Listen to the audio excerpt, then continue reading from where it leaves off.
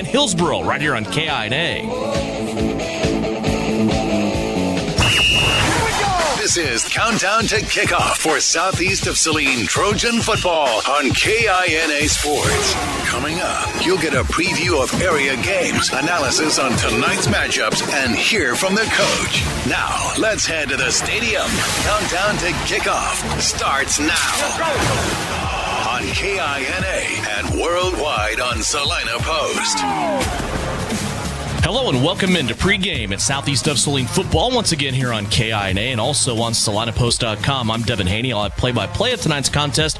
With me outside the booth will be Russ Kossel, and back at Studio Central producing and engineering Big Sam Pretty at the KINA studios in Salina on Ohio Street. Also with us, Brian Dennett, providing live stream video of this contest on SalinaPost.com. You can watch and listen as video meets the radio broadcast. Last Friday night, Southeast of Saline went into Clay Center and gave the Tigers their first ever loss in the brand new Tiger Den, 22-17. It was a scoreless first quarter as both defenses dominated the game, and then Southeast of Saline was able to put up 8 points on a Grady Gebhardt touchdown run right before halftime and take an 8-0 lead into the locker room. Southeast of Saline would then come out and set the tone to begin the second half. A 19-play drive that involved 6 first downs and took over half of the third quarter off the clock. Southeast of Saline would end that drive with a Nathan Friesen touchdown run from 1 yard away and take a 14-0 lead. But the Tigers would strike right back and they would score a 7-point play as Brody Hayes broke it on a one-play drive, 60-yard touchdown run, extra point kick was good, and all of a sudden it's 14-7. Clay Center would take that momentum into the fourth quarter and score again, tying the game at 14-14.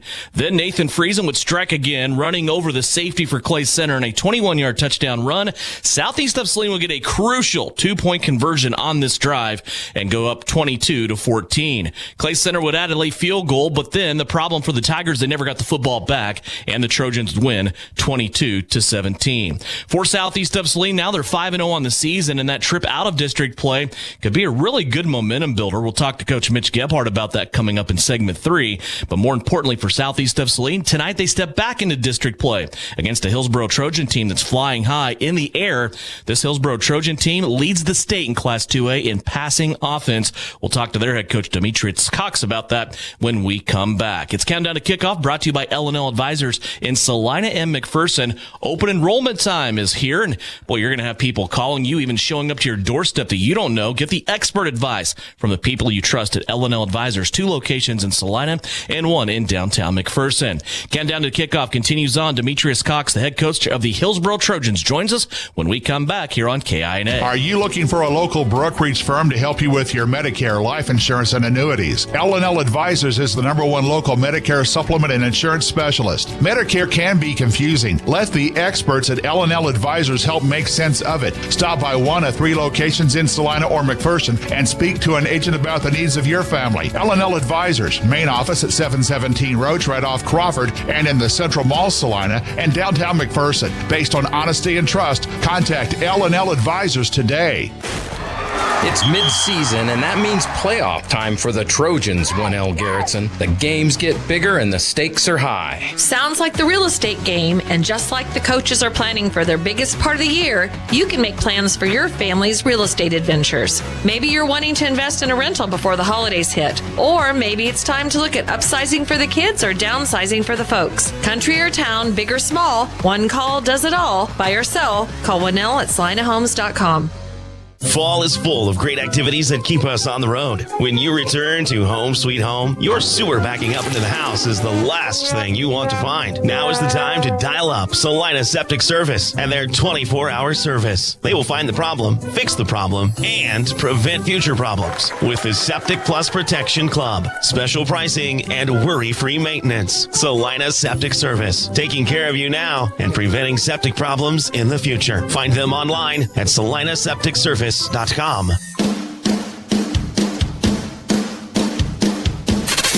Time now for tonight's scouting report for Southeast of Saline football.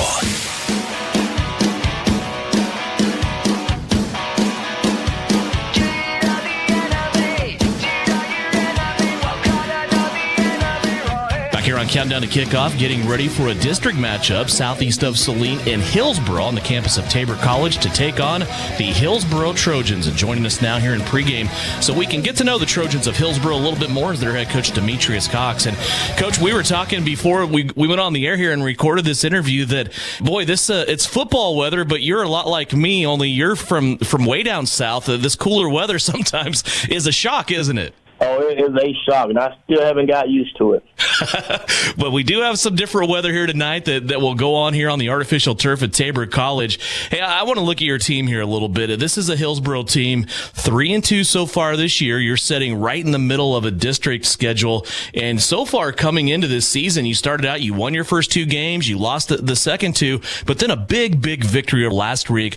Talk about the Dragons and that game and what you were able to accomplish in that game a week ago. Well, Halstead is a well-coached team, physical. They fly to the ball. We just knew that on offense, if we didn't make mistakes and we put the ball in playmaker hand, that we would have success. And then on the defensive side, we knew they wanted to run the ball, so we knew if we minimized their run game, we was going to have some kind of success and put ourselves in a good spot to win that game. Our guys just played phenomenal. Those guys just got after it, and that week game plan paid off that night. This is a team that you coach that has some seniors, but a lot of juniors on your starting line as far as the offense and defense, both sides of the ball. I imagine you're seeing them grow here throughout the season, are you? Yes, we have seen our offensive line make huge gains from week 1 to last week versus Halstead, and we're looking forward to keeping that in the right direction. D-line, they're starting to figure things out up front to play with a little bit more aggression. But, yeah, we're young on both sides of the balls up front. This is a team, I was giving you a little bit of static. I remember Demetrius Cox from the lead running back in the Salina Bombers days with indoor football. And you've kind of been a Central Kansas guy around Hillsboro and Salina since you moved here. But you're running back at heart. You are in the backfield, boy. You are getting in there and diving. But this is an offense for the Hillsboro Trojans that you lead that leads the state in Class 2A in passing. Talk about that and what you're able to have the Trojans do on the passing game. Well, going into it, my mindset was always to play to the strength of your team. And we have some quality receivers outside that we know if we get them the ball in space or down the field that they can make plays. So, and then we had a quarterback come back that's got tremendous arm talent that can make almost every pass as a high schooler. So we just felt that if we can get our passing game going to lead us, that we can build off that. So it's been a blessing. But, yeah, the running back, I would love to see a running back carry the ball 30-plus times, but we just doesn't fit our system. It looks like on the offensive side of the ball, you do something that not a lot of high schools are able to do or willing to do, and that's you enable your tight end. You have a good tight end on your roster. You get him the ball a lot, and you just don't see that anymore with a spread offense. How are you able to get him the ball and just kind of scheme-wise? I know you talked about just taking what the defenses give you. Are defenses unable to cover a tight end anymore, or how are you able to scheme him into your offense? He's by far one of our toughest guys that have put the work in this past all season. He's tremendous. But I have utilized him on the line as a true tight end. I have moved him all the way out to the outside receiver position. I have put him off the line in the wingback position. I just move him wherever I see I can put him is where I put him. And the beauty of it is no matter where you put him, he's going to make a play for you. Flexibility is key. It sounds like you definitely have that on your offense. Let's look at the defensive side of the ball. This is a defensive unit that's given up some points, but yet you're able to shut out Nickerson in week 2 and then hold that Halstead offense down to under 30 points a week ago. What do you see from your defense here midway through the season? Our defense is getting better every week. And then the big plays, early in the season, we allowed big plays to beat us. There's not many teams who will effortlessly just put drives together on us. Us giving up 15, 20-yard plays that's turned into a long touchdown. But our defense is sound. They are getting better. They fly around. They play together. Guys are starting to learn their role. And I think it's only going to get better through the last part of this season. This matchup southeast of Saline, this is the matchup that I love. Just distance-wise, it makes sense. It's kind of two schools that are rural in the same region. It looks like this date's going to keep going on, and the new schedule's coming out is the same district again for the next 2 years in 24 and 25. What do you see when you watch southeast of Saline on film, and what are your keys to success tonight for your football team? I love what Southeast is doing. They're well coached. And again, they look like a team that plays towards their screens or what they're good at. They got a real good quarterback. And the mindset is if we can slow that quarterback down, we'll give ourselves a great chance to win. That quarterback is pretty darn good. Their defense, get after it. It may not be the biggest, but they have motors and they just come very hard. So it's going to be a nice matchup between our spread game and can we block their defensive front. Southeast of Saline and Hillsboro tonight at Hillsboro's home field on the campus of Tabor College. Demetrius Cox, head coach of the Hillsboro Trojans, joining us here in pregame. Coach, thanks a lot for your time. We look forward to seeing you before the game, and best of luck tonight. Thank you for having me. Everybody be safe and enjoy the game tonight. Back with more Trojan pregame after this. It's Hillsboro and Southeast of Saline on KINA. For a century, the Farmall tractor transformed farming generation after generation. Today, legacy Farmall tractors and modern ones are found all around the world. Still incredibly reliable, still all-purpose as ever. To celebrate 100 years of Farmall, Case IH is giving away a Farmall Utility 75C tractor and $15,000. Join the celebration and enter for your chance to win. For contest details, contact CanEquip in Salina. Maybe you don't play quarterback or make the highlight reel. Maybe you're not a high school athlete anymore. But just like an athlete, you can get first-class orthopedic care from Salina Ortho. Their doctors and staff strive to get you back to an injury-free, pain-free life as quickly as possible. Salina Ortho has a doctor on call 24/7 for all orthopedic injuries. So next time you're injured, trust the experts at Salina Ortho. Your voice, your choice, past, present, and future. See them online at salinaortho.com. Citizens State Bank has been serving Kansans for over 100 years. We are a full-service bank that can service your personal, business, and agricultural lending and deposit needs. Citizens State Bank offers 24/7 convenience with mobile deposit, online banking, and our ATM conveniently located in front of the building. Stop by and see our friendly and helpful staff. Citizens State Bank at 600 Maple Street in Gypsum, Kansas. Citizens State Bank and Trust Company is a proud supporter of the Southeast of Saline Trojans. Frisbee Construction is a service organization for the commercial grain industry dedicated to giving you the best in planning, the best in quality, and the best of workmanship, and overall the best value for your dollar since 1949. Frisbee Construction specializes in new construction as well as remodel and repair of grain handling facilities throughout the Midwest. Frisbee Construction Company in Gypsum has emergency crews available as needed. For more information, go to frisbeeinc.com. Back here on Countdown to Kickoff, getting ready for Southeast Trojan football. It is week number 6 already, as we're just cruising right by.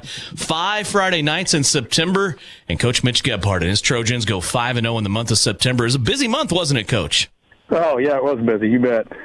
Turn the page a little bit here to October now, and the weather changes. But first, before we get on this week, we have to look back at the Clay Center Tiger game a week ago. And boy, this game just kind of coming in. I know the new stadium and everything's nice and shiny and new and all that, but this just had a big game feel going in, didn't it? Yeah, it really did, you know, and I could kind of feel it with the kids probably starting on Wednesday. Kind of felt like they, you know, were amped up a little bit extra for this game, and then getting up there and getting in the atmosphere, new stadium, new turf, all that stuff, and you know, good football team. Those are all ingredients for a fun night. Let's dig into this game a little bit here.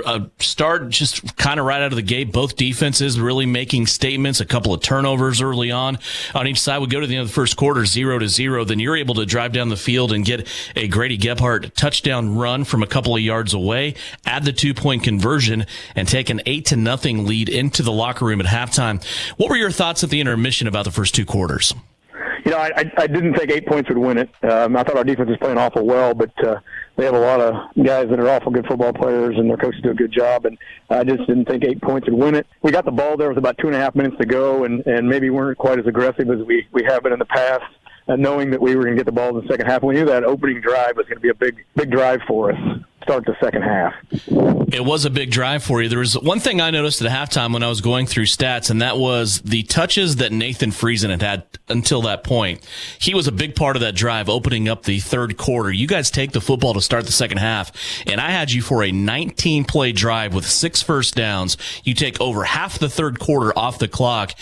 And I think the way with Clay Center coming out of the locker room with emotion, they were down 8-0. They were ready to go. You took the air out of the football, so to speak, and that may have been the biggest thing that happened in your benefit in this game. You know, it was a big drive for us. We just kind of kept grinding. We had a couple of penalties in there we overcame, and had a couple of third downs and 1 fourth down that we got a first down on. So that was a huge drive for us. I think it was a huge maturity drive for our football team also. Knowing that that was a big game and that was an important – we talked about how important that drive was. And for those guys to go out and execute as good as they did there and put a 19-play drive together, that's a big deal. As it usually does with two good teams, momentum swings back their way. They have a one-play drive, a 60-yard touchdown run with Brody Hayes. They end up getting back within 7 after the extra point kick, and then they score again to start the fourth quarter and tie this game up 14-14. How did the sideline feel at that point when this game being tied? Yeah, it's crazy, but you talk about momentum, and you could almost feel that in the stadium and everything else. But I felt like our kids were up for the challenge, and they kind of understood what they were up against and what we needed to do to be successful. And I was pretty proud of the adversity. We talked about that after the game. We went through some adversity that maybe we haven't had as much of this season, and kind of fought through that adversity, and pretty proud of the way they did that and the way they executed there and scored another touchdown. Breaking the 14-14 tie was a run by Nathan Friesen, and he was able to get through a pretty good hole in that offensive line, met up with a defensive back in the secondary, and won that battle, got into the end zone after a 21-yard touchdown run. And another huge play, I think, just with knowing Clay Center had a kicker and they were very capable of making extra points, you guys tack the 2-point conversion on after this touchdown. You go up by 8, 22-14. When I saw Nathan run this football and have that angle, it was almost, in my mind, a mirror image of week number 1 when Grady Gebhardt did the same thing at Rock Creek. It was me and you. I'm meeting the safety. It's one-on-one. I'm not going to try to run around you. I'm going to go to the end zone, and that's exactly what happened here with Nathan Friesen as well.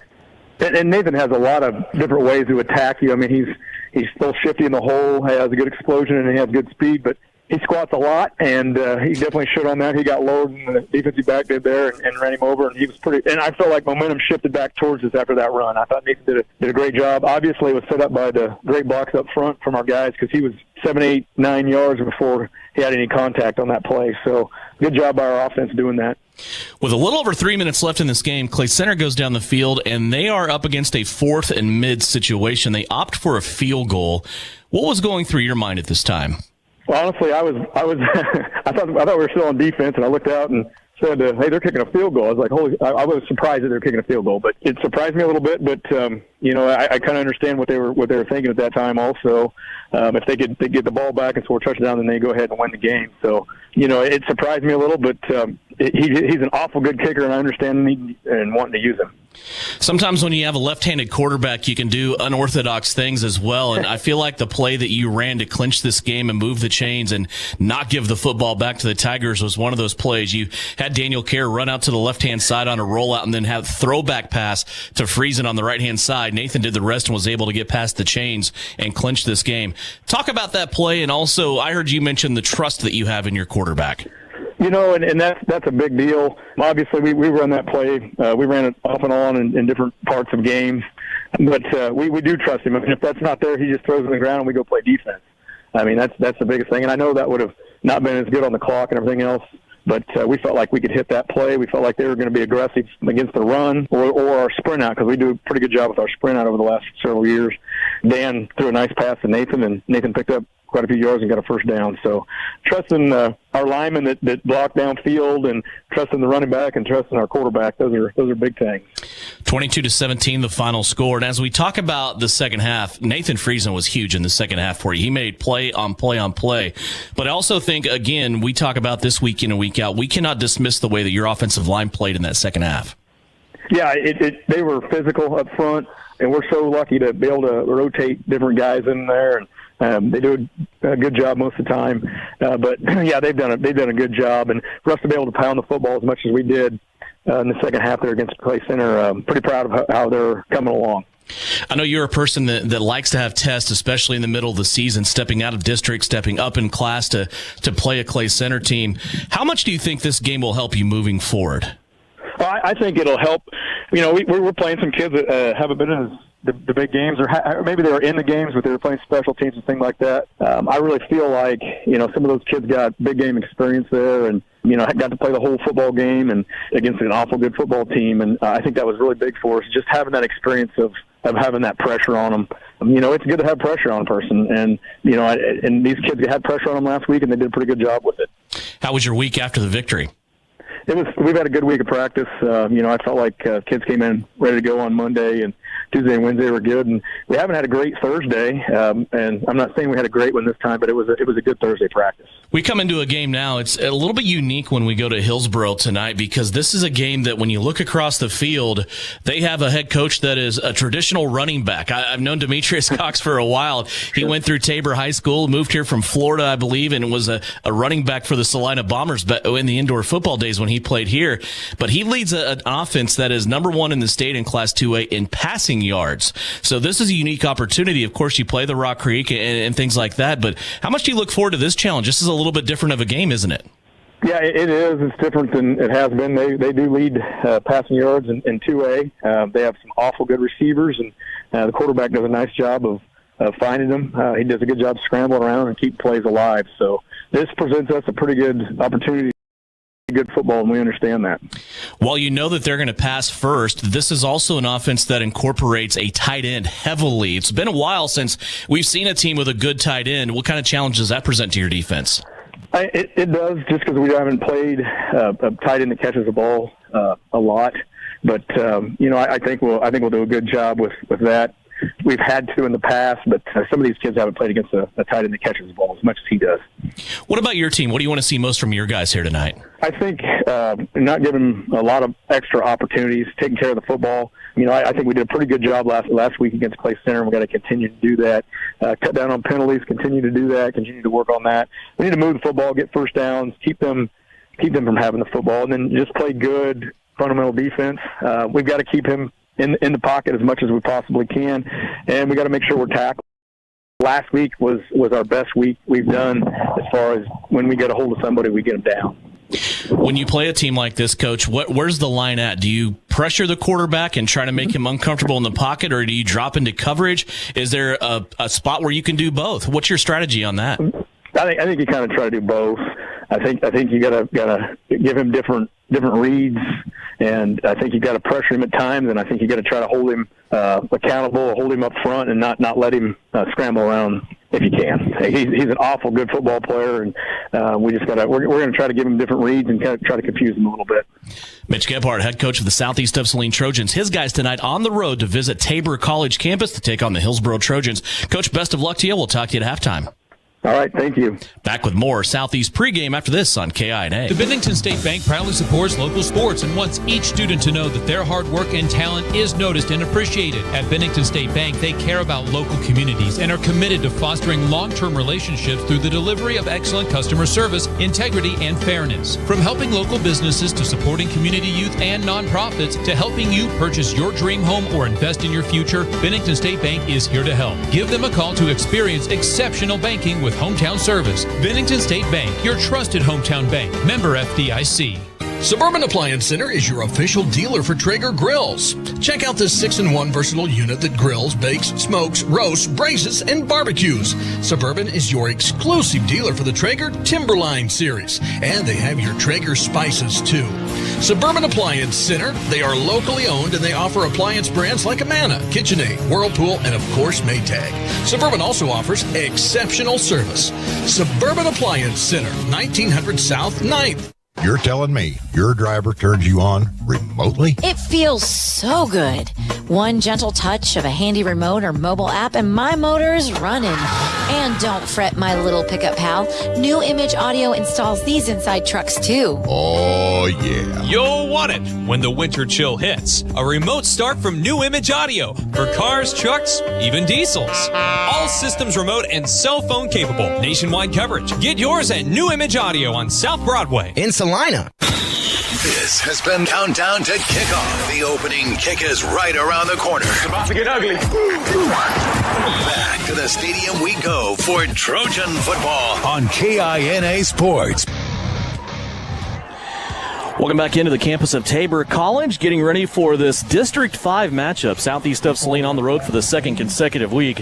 This time to take on the Hillsboro Trojans. Of course, last week was not a district game, but it was still a really important game for Southeast of Saline, getting the victory at Clay Center. When we come back, we'll go through a couple of odds and ends before this game. We'll also have the coin toss for you and the kick. Southeast of Saline Trojan football is right around the corner from Hillsboro here on KINA. Insurance is something we all need in our business, home, car, and life. But do you really understand what's covered? And most importantly, what you are paying for? Hi, this is Rob Carlson in the Salina office of Smart Insurance. Change is good, especially if you haven't looked at your insurance policy lately. I can help you understand what you need and where the gaps are in your coverage. We provide free quotes and take pride in looking out for you. Smart Insurance, with locations in Salina, Abilene, and Harrington. Give us a call today. Mary Maids in Salina offers house cleaning services you can see and feel. Your home is more than just a house. It's where memories are made and moments are cherished. Though life can be complicated, house cleaning shouldn't be. Mary Maids strives to take the stress out of your day so you can live your life your way. With more than 40 years experience and an advanced time-tested cleaning process, they can help you reclaim time with your loved ones. Find Mary Maids on Facebook or check out their website at marymaids.com. Maybe you don't play quarterback or make the highlight reel. Maybe you're not a high school athlete anymore. But just like an athlete, you can get first-class orthopedic care from Salina Ortho. Their doctors and staff strive to get you back to an injury-free, pain-free life as quickly as possible. Salina Ortho has a doctor on call 24/7 for all orthopedic injuries. So next time you're injured, trust the experts at Salina Ortho. Your voice, your choice, past, present, and future. See them online at salinaortho.com. You're listening to Trojan Football on KINA Sports. Coin toss going on at midfield right now. Nathan Weller along with Tucker Thaxton and Nathan Friesen all going to the center stripe here for the coin toss. Last year, this was a 46-6 victory for Southeast of Saline over the Hillsboro Trojans. Southeast of Saline did not allow a single yard of rushing to Hillsboro, and actually one of their better defensive performances of the year. Win on offense, Southeast of Saline last year, almost 500 yards of total offense, 499 yards on the campus of SES as they beat Hillsboro 46-6. These two teams both coming off wins last week. Hillsboro was able to defeat Halstead 30-25, while Southeast of Saline went into Clay Center and got the victory 22-17. Southeast of Saline has won 29 straight regular season games, 18 straight regular season road wins.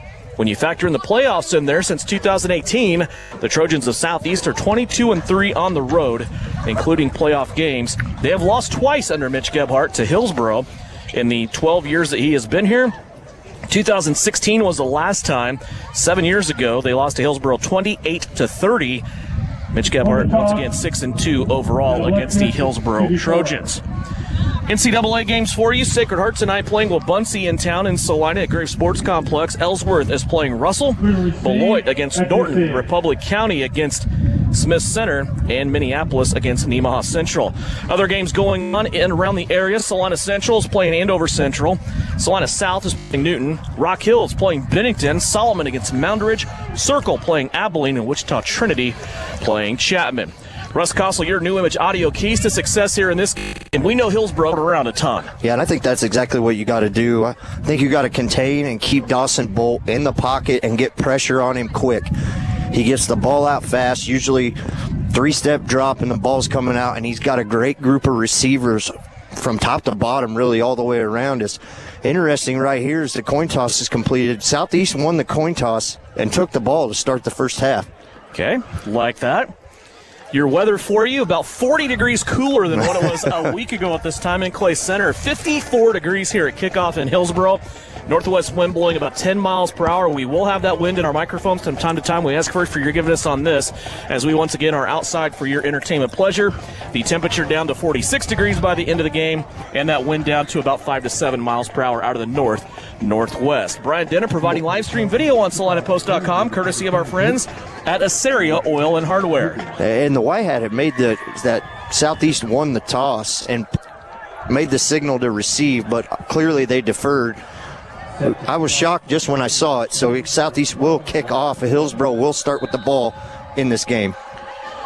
Hillsboro Trojans have a couple of guys back deep. They are wearing maroon trimmed in gold and white. Southeast of Saline in their road kits, white jerseys, purple pants for the first time this season. Hillsboro brings it out across the 30-yard line to about the 31. That's where this offense will start out, and they are led by Dawson Bolt. The quarterback is a senior. and he throws the ball all over the yard. Bolt so far this year, 1,219 yards he averages, 243 yards per game, 14 touchdowns, just 2 interceptions, and he's only been sacked 3 times on 116 pass attempts. He has a good line and good skill players around him as Hillsboro will start out here at the 32-yard line. 2 wide receivers to the right, a running back in the backfield in the pistol formation. Now one of those receivers on the right will come in motion. They'll give it to Josiah Gooch. Straight off left counter will he go past the 35 to the 36-yard line, and it's a gain of 4 by sophomore quarterback Josiah Gooch. Josiah doesn't get the ball a lot, 82 carries in the first 5 games for Hillsboro. He does have 345 yards and 4 touchdowns. He's the leading rusher on this team. Yeah, and only 82 carries coming in. Maybe a little bit of a shock. You know, you see Hillsboro come out and run the ball on the first play. Hillsboro, 2 wide receivers to the left. They will stack a couple of eligible receivers to the right. Pitch out to Gooch, right-hand side. He wants to go that way. Josiah Monday says, welcome to Friday. Back to the 30-yard line. It's a loss of 2 on the play. Josiah Monday in there for the Southeast Trojan defense. Yeah, great job. Josiah was able to set the edge right there and get off of his block, just one swim move. And his speed at that defensive end position is probably top tier in Class 2A. I apologize. I said it was a loss of 2 on the play. It's actually a loss of 5 on the play. Back to the 31-yard line, where it now becomes 3rd down and 11. 2 wide receivers to the left, 2 to the right. They go 4 wide for Dawson Bolt. Drops back to pass. Monday is there on the pressure. Bolt's going to escape the pocket, and he's sacked back at the 25-yard line. Daniel Kerr coming in on the blitz, helping out Josiah Monday from his linebacker spot. And Kerr with the sack back at the 25. It's a loss of 6. And we mentioned this. We seen this after the first game, that the overall team speed on all 11 guys out on the field, and when Daniel Kerr can come off on the edge like that, is a great job. Here's the punt already from Hillsboro. Low-line drive kick. It's going to bounce in front of Cameron Whitty at the 43. Take a Hillsboro Trojan roll that's going to be very, very, very beneficial to the Hillsboro Trojans all the way to the 29-yard line, and that is where Southeast of Saline's offense will come out. It'll be Daniel Kerr at quarterback. 141 yards a week ago. No touchdowns, no interceptions. 25 carries for 58 yards in the rushing game. It was a blue-collar Friday for Daniel Kerr 1 week ago. We'll have Nathan Friesen, who had a beautiful second half for Southeast of Saline against Clay Center 1 week ago, lined up directly behind him. We'll set the line after this first down play from the 29-yard line. Here's the give to Friesen. Up through the line of scrimmage. Twist, turns his way, reaching towards the 35. And Nathan Friesen has 6 yards on his first carry. Last week, Friesen, 16 carries, 83 yards. 13 of those carries were in the second half. So were his 2 touchdowns, along with Cameron Whitty, Evan Watkins, Wyatt Boyd, Tucker Thaxton. The line up front from left to right, Keaton Blake, Josiah Monday, Nathan Weller, your center, Brody Chambers at right guard, and Kendall Miniman at right tackle. Here's the snap back to Kerr, rolling to the left. On second down, finds Thaxton, the 45, 46, 47, and ran out of bounds there at the 47-yard line. It's a gain of 12 on the play. Daniel Kerr to Tucker Thaxton. And that play's been there really all year, that quick 5-6-yard out route. When you can get the ball in Tucker Thaxton's hands in open space, you're doing something right. 2 plays, 18 yards for Southeast of Saline starting out. At the 47 as they approach midfield, Kerr, a little head and shoulder fake, puts his head down, surges straight ahead, and he's going to flirt with the 50-yard line on a gain of 3. Well, let's call it 2 for Kerr. Yeah, Xander had it right there coming up from that middle linebacker position, just kind of one-on-one, and he wins the battle over Daniel Kerr up the middle. Up to the 49, the official spot there. Second down and 8. Wind at the back of Southeast of Saline's offense right now that goes 5 wide. Here's Friesen on the end around. They fake it to him. Kerr's going to keep it and then stumbles ahead across the 50 to the opposing 46-yard line. It's a gain of 5 on the play for Daniel Kerr on the quarterback keeper. Yeah, I think that was the right call right there, Devin. There was a guy sitting right there on the edge, and he hung it in there as long as he could and got the most out of that play that was possible. 3rd down and 3 for Southeast of Saline. They're operating from the Hillsboro 45-yard line. Here's the fake to Friesen. Kerr takes on a linebacker, trying to push him ahead for a first down. The officials will come in. Looks like Kerr will be about a football short on this. Yeah, it's going to be close. It looks like you got one official a half yard back further than the other official, and they just scooted the ball back a little bit more, so I think you are going to have fourth down and short.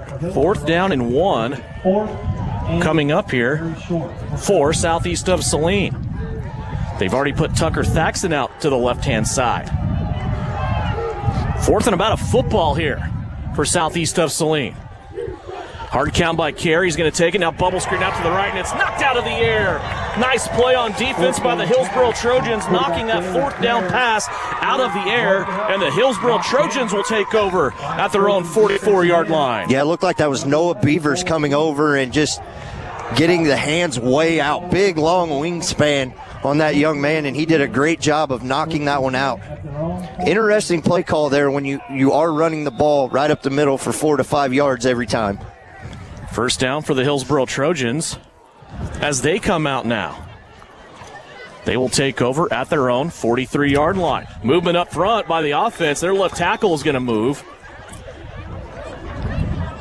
Defensive line also moved, but they were in a shift. Yeah, and Southeast does that every time. They're shifting in gaps, outside, inside, really every snap, so it's nothing new. You're not drawing them off sides when you're moving laterally. This will put Hillsboro back to the 38-yard line, where it'll be first down and 15. Just underway here on the campus of Tabor College, a split facility between Tabor College and Hillsboro High School. 7:38 left to go here in the first quarter, and is still scoreless. Each team has had a crack at it. This will be Hillsboro's second possession, as they start out with a penalty now at their own 38-yard line, first and 15. 3 wide receivers to the left. A single receiver to the right. Dawson Bolt asks for the football. He's going to hand it off, and it is a punishing hit in the backfield for Southeast of Saline. And a fumble and a recovery for the Trojans from Gypsum. That was a huge hit by Josiah Monday. Yeah, just I met him right. As soon as he had the football, he really took both the running back and the quarterback at the same time and just laid contact. You could hear it through the headsets that we have on. Just great job of penetrating up the middle. So a fumble for Hillsboro gives Southeast of Saline the ball here at the 33-yard line. Kerr back to pass, under pressure, puts it up to Thaxton, and a one-handed catch inside the 10 to the 8. Tucker Thaxton just went highlight reel on a Hillsboro defensive back in the middle of the field all the way down to the 8-yard line. It's a gain of 25. And we've seen it multiple times this year. We act surprised up here when Tucker Thaxton goes up and makes plays, but giving up height to everyone in the secondary for Hillsboro, just times his jump perfectly, goes up with his left hand, snatches it out of the air. Right inside is now Hillsboro. It looks like maybe using a timeout. Hillsboro wants a timeout. They need to talk about it. They have 2 remaining, and we will step away. Southeast of Saline in the Case IH red zone with 7:19 left to go in the first quarter, trying to break a scoreless tie here on KINA. Frisbee Construction is a service organization for the commercial grain industry dedicated to giving you the best in planning, the best in quality, and the best of workmanship, and overall the best value for your dollar since 1949. Frisbee Construction specializes in new construction as well as remodel and repair of grain handling facilities throughout the Midwest. Frisbee Construction Company in Gypsum has emergency crews available as needed. For more information, go to frisbeeinc.com. You are listening to Southeast Trojan Football on KINA Sports. Boy, a flurry of events there between Southeast of Saline and Hillsboro. Hillsboro came out, started their second drive. They handed it off to Josiah Gooch. He was absolutely button pushed by Josiah Monday, lost the football. Southeast has it now, a 27-yard one-handed catch by Tucker Thaxton. First and goal at the 7. Kerr will keep it after the fake to Friesen, and Kerr will end up down near the goal line at the 2-yard line after a gain of 5. And I think can't ask for any more action, right? Yeah, you're exactly right. We just talked about that during the break. Everything happening so fast right now to start this game, and I think right here you got 4 shots to run this thing right in between the tackles and just put it in the end zone. Second down and goal from the 2. Friesen directly behind Kerr this time. In motion comes Whitty. They hand it to Friesen. He's going to walk it in on the left-hand side. Southeast of Saline has scored first, and they capitalize off a Hillsboro fumble with 6:45 left to go here in the first quarter. It's a 2-yard touchdown run by Nathan Friesen. It had 4 turnovers last week against the Clay Center Tigers and only able to capitalize off a 1 for 4 in the first half. To start this game in the first quarter, 1 for 1 points off turnovers. Southeast will line it up here to go for 2. Traditional formation. It's not the swinging gate. Back of the end zone. There is a catch taken in on the back corner. 8-0 Southeast of Saline as we step away for another break. The Trojans from Southeast capitalizing on a turnover from Hillsboro. Back with more football after this on KINA. Don't get caught on empty. Fill up on all your basic needs at Asaria Oil and Hardware. We want to be sure you are fueled up and ready for whatever may be around the corner, no matter what time of day. Now live at Asaria Oil and Hardware, 24/7 pumps. No matter what time of day or night, your gas and diesel tanks can rely on us. During regular business hours, you can get your favorite pizza and snacks to have enough energy to win the day. Asaria Oil and Hardware, located in Asaria at the corner of Center and Main. We'll fill you up. You're listening to Southeast of Saline football on KINA. A 3-play scoring drive that time for Southeast of Saline as the Trojans capitalize on a Hillsboro fumble on the first play of the second drive for Hillsboro. The 2-point conversion went from Daniel Kerr to Tucker Thaxton, and Southeast of Saline leads it 8-0. That is the first Marshall Motors scoring drive of this game, and it belongs to Southeast of Saline.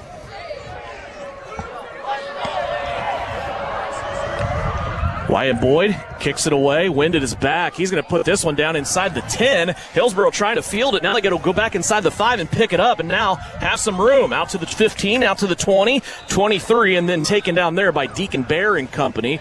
Malachi Watkins also in there on the tackle, along with James Friesen, a host of Southeast of Saline Trojans in there. And Hillsboro will come out now to start their third drive of the contest with the ball at the 22-yard line. I think on the defensive side of the ball, you can't ask for much better. You've started this game just about absolutely perfect. From the 22, first down and 10, Hillsboro starting the third drive. Shaded to the left hash. 2 receivers that way, also 2 to the other side. Here's Dawson Bolt. He's going to whip it out there to the right-hand side. This ball is going to be tipped up and completed to himself. Out there on the edge, Lincoln Weichert didn't catch that ball cleanly to begin with. Then he had to chase after it, then turn and go back upfield, and he was able to get a few yards on the play. Looks like they're going to say he came out to the 27-yard line. It's a gain of 5 on the first pass completion and attempt of the game for Hillsboro. Yeah, just a weird play right there. That ball looked like it bounced up off the turf almost, but was able to catch it, get it back up, and corral it for a positive gain. Triple wide receivers, 3 of them coming out to the near side on the left. That's the wide side of the field. Gooch still the running back behind Dawson Bolt. Second down and 5. Bolt wants to pass again. Wings it out to the right-hand side. There's a receiver complete. Turning the edges, Wyatt Plintert. He's going to come all the way across the 40 to the 42-yard line. Boy, we see the young man and this arm talent that he has. His head coach, Demetrius Cox, told us this guy can really throw the football now. We are seeing it. Yeah, if you give him time in the pocket, he's going to find a guy. And Wyatt Plintert, that's only his 5th catch of the year. Coming into this game, only had 4 catches for 25 yards. 15-yarder that time for the Hillsboro Trojans. 20 yards on 2 plays. And all of a sudden, they're out to the 42-yard line. Southeast of Saline, though, leading it 8-0. Pistol formation, 3 wide receivers on the right. One of them, though, will come in motion. That's Plintert filling up the left-hand side. Bolt goes back to Josiah Gooch. He's going to try the right-hand side of the offensive line, and Grady Gebhardt in there to make the tackle for Southeast of Saline. The Trojans' defense leading tackler, holding Gooch down to no gain on the play. Yeah, and just really, they don't run the ball very often. This might be the most rushing attempts they've had to start a game this year. And Josiah Gooch got 4 yards on his first carry tonight. Since then, 3 carries, negative 10 yards. It's not a good way to start a football game. You wouldn't think so. From the 42, after no gain on first down, it's 2nd and 10. 5 minutes left to go here in the first quarter, 8-0, Southeast of Saline. Southeast out there playing defense right now. Here's Bolt. Picked up a low snap, had to get it in the belly of Gooch, and there's Josiah Monday once again. Josiah Gooch has to be really, really tired of Josiah Monday as he lost a yard on that play. Yeah, Josiah Monday able to make first contact, and right there to fill that gap once again was the leading tackler of this Southeast Saline defense, Grady Gebhardt. Back to the 41 now, 3rd down and 11. And I'm sure head coach Demetrius Cox for the Hillsboro Trojans does not like the down and distance that his squad has been in so far tonight. Playing behind the chains, so to speak. 3rd and 11 here from their own 41. Gooch directly behind the quarterback in the backfield. 3 wide receivers on the right. Here comes the blitz again. Bolt doesn't have a chance. He's swallowed up and will go down. There's Deacon Bear in on defense for another quarterback sack. That's the 2nd of the night. And you got guys, Deacon Bear, clearly undersized on this team at 170 pounds. He's going against guys 180, 260, 200, 230, and their big right tackle, 310 pounds. That's Bear's 2nd quarterback sack of the season. And now a quick punt. Once again, Hillsboro really gets that punting unit out there quickly, and they're going to kick it away. And again, a ball that is down at the 29-yard line where Southeast of Saline will come out for their 3rd drive of the game. So Deacon Bear, I mentioned, that's his 2nd quarterback sack. You might think, well, he's been more active than that. Well, you'll be right. That's his 8th tackle for loss this season. Yeah, those front 3 have just been playing lights out all year, and we talked about it in pregame. You've got to keep him in the pocket and get pressure. 1st down and 10, Southeast of Saline from their own 29-yard line. Pitch out, Grady Gebhardt wants the left-hand side. Evan Watkins out in front. Too many guys to block, though, for Watkins, and Gebhardt's going to be held to a gain of 3 yards as he goes out to the 32. And really not a play we see much ran to Grady Gebhardt. Usually when he gets the ball, he's running in the A-gap, north and south. 2nd down and 7, 3:14 left to go here, 1st quarter. Southeast now will put 2 wide receivers on each side for a total of 4. Here comes Cameron Woody. They fake it. Kerr into the 2nd level. He has space. 40, 45, 50. Daniel Kerr may run away from this Trojan defense from Hillsboro. Inside the 20, inside the 10, and celebrating in the end zone. Daniel Kerr does it again. This is his longest run of the year thus far, as he goes all the way down the field for 68 yards. Yeah, what a great play call right there. Running motion, great fake to both man in motion and the running back, and just pulling it down, running right up the middle.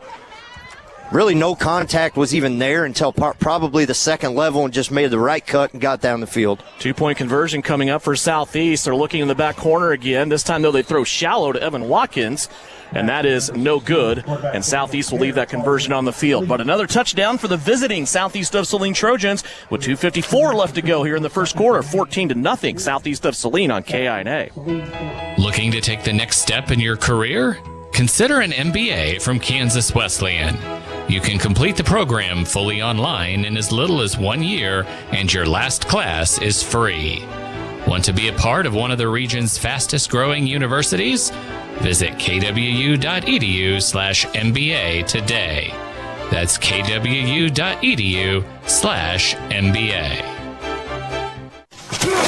You're listening to Trojan Football on KINA Sports. Daniel Kerr just housed one for Southeast of Saline, got into that 2nd level. Really didn't have to make a lot of moves or avoid a lot of Hillsboro players. 68 yards later into the end zone here at Tabor College. And Daniel Kerr already now with 5 carries, 82 yards in that touchdown, a 2-play drive for Southeast of Saline. The 2-point conversion missed, and it's 14-0 Southeast of Saline Trojans. It's your Marshall Motor scoring drive. Saw a 19-play drive last week, and now a quick 2-play hitter today. Here's Wyatt Boyd on the approach. He's going to attack that left-hand corner again as the kicking team looks down the field. Hillsboro again taking it back inside the 10. They'll have to return it, and they get it out to the 20. Looked like they lost the football momentarily, but they'll get it back. And the Hillsboro Trojan offense will come out for their 4th possession already of the night. And not good field position once again as they start out just inside of their own 20-yard line. Not good field position to start, and they've really played behind the sticks this whole game. You had the one play on the last drive for a pass play that was back, but really playing behind the sticks. Trojan defense of Southeast Saline playing excellent to start this game. Going to put the football, actually the nose of it, closer to the 21. That's where Hillsboro will start out there. 2 wide receivers and now 2 running backs in the backfield. Look for that 2nd back, though, to shift. He does not, and they throw a pitch out, and this may be early movement up front on someone. There's a lot of white jerseys, white sleeves, things like that. There's a couple Hillsboro guys wearing long white sleeves underneath their maroon jerseys. And it looks like they're going to push the home team back 5 yards. And you wonder if they haven't, they watch film, and Southeast has done it all year. The three linemen shift into one gap left or right just about every play, and it seems that shift is causing the left tackle to move every time. 2:46 left to go here in the first, 14-0, Southeast of Saline. Hillsboro backed up to their own 16, first down and 15 now. They remain with those two running backs in the backfield. They will try the same play, but now they'll fake it. Little counter action here as they go to the first back through. It's Anders Weisbeck.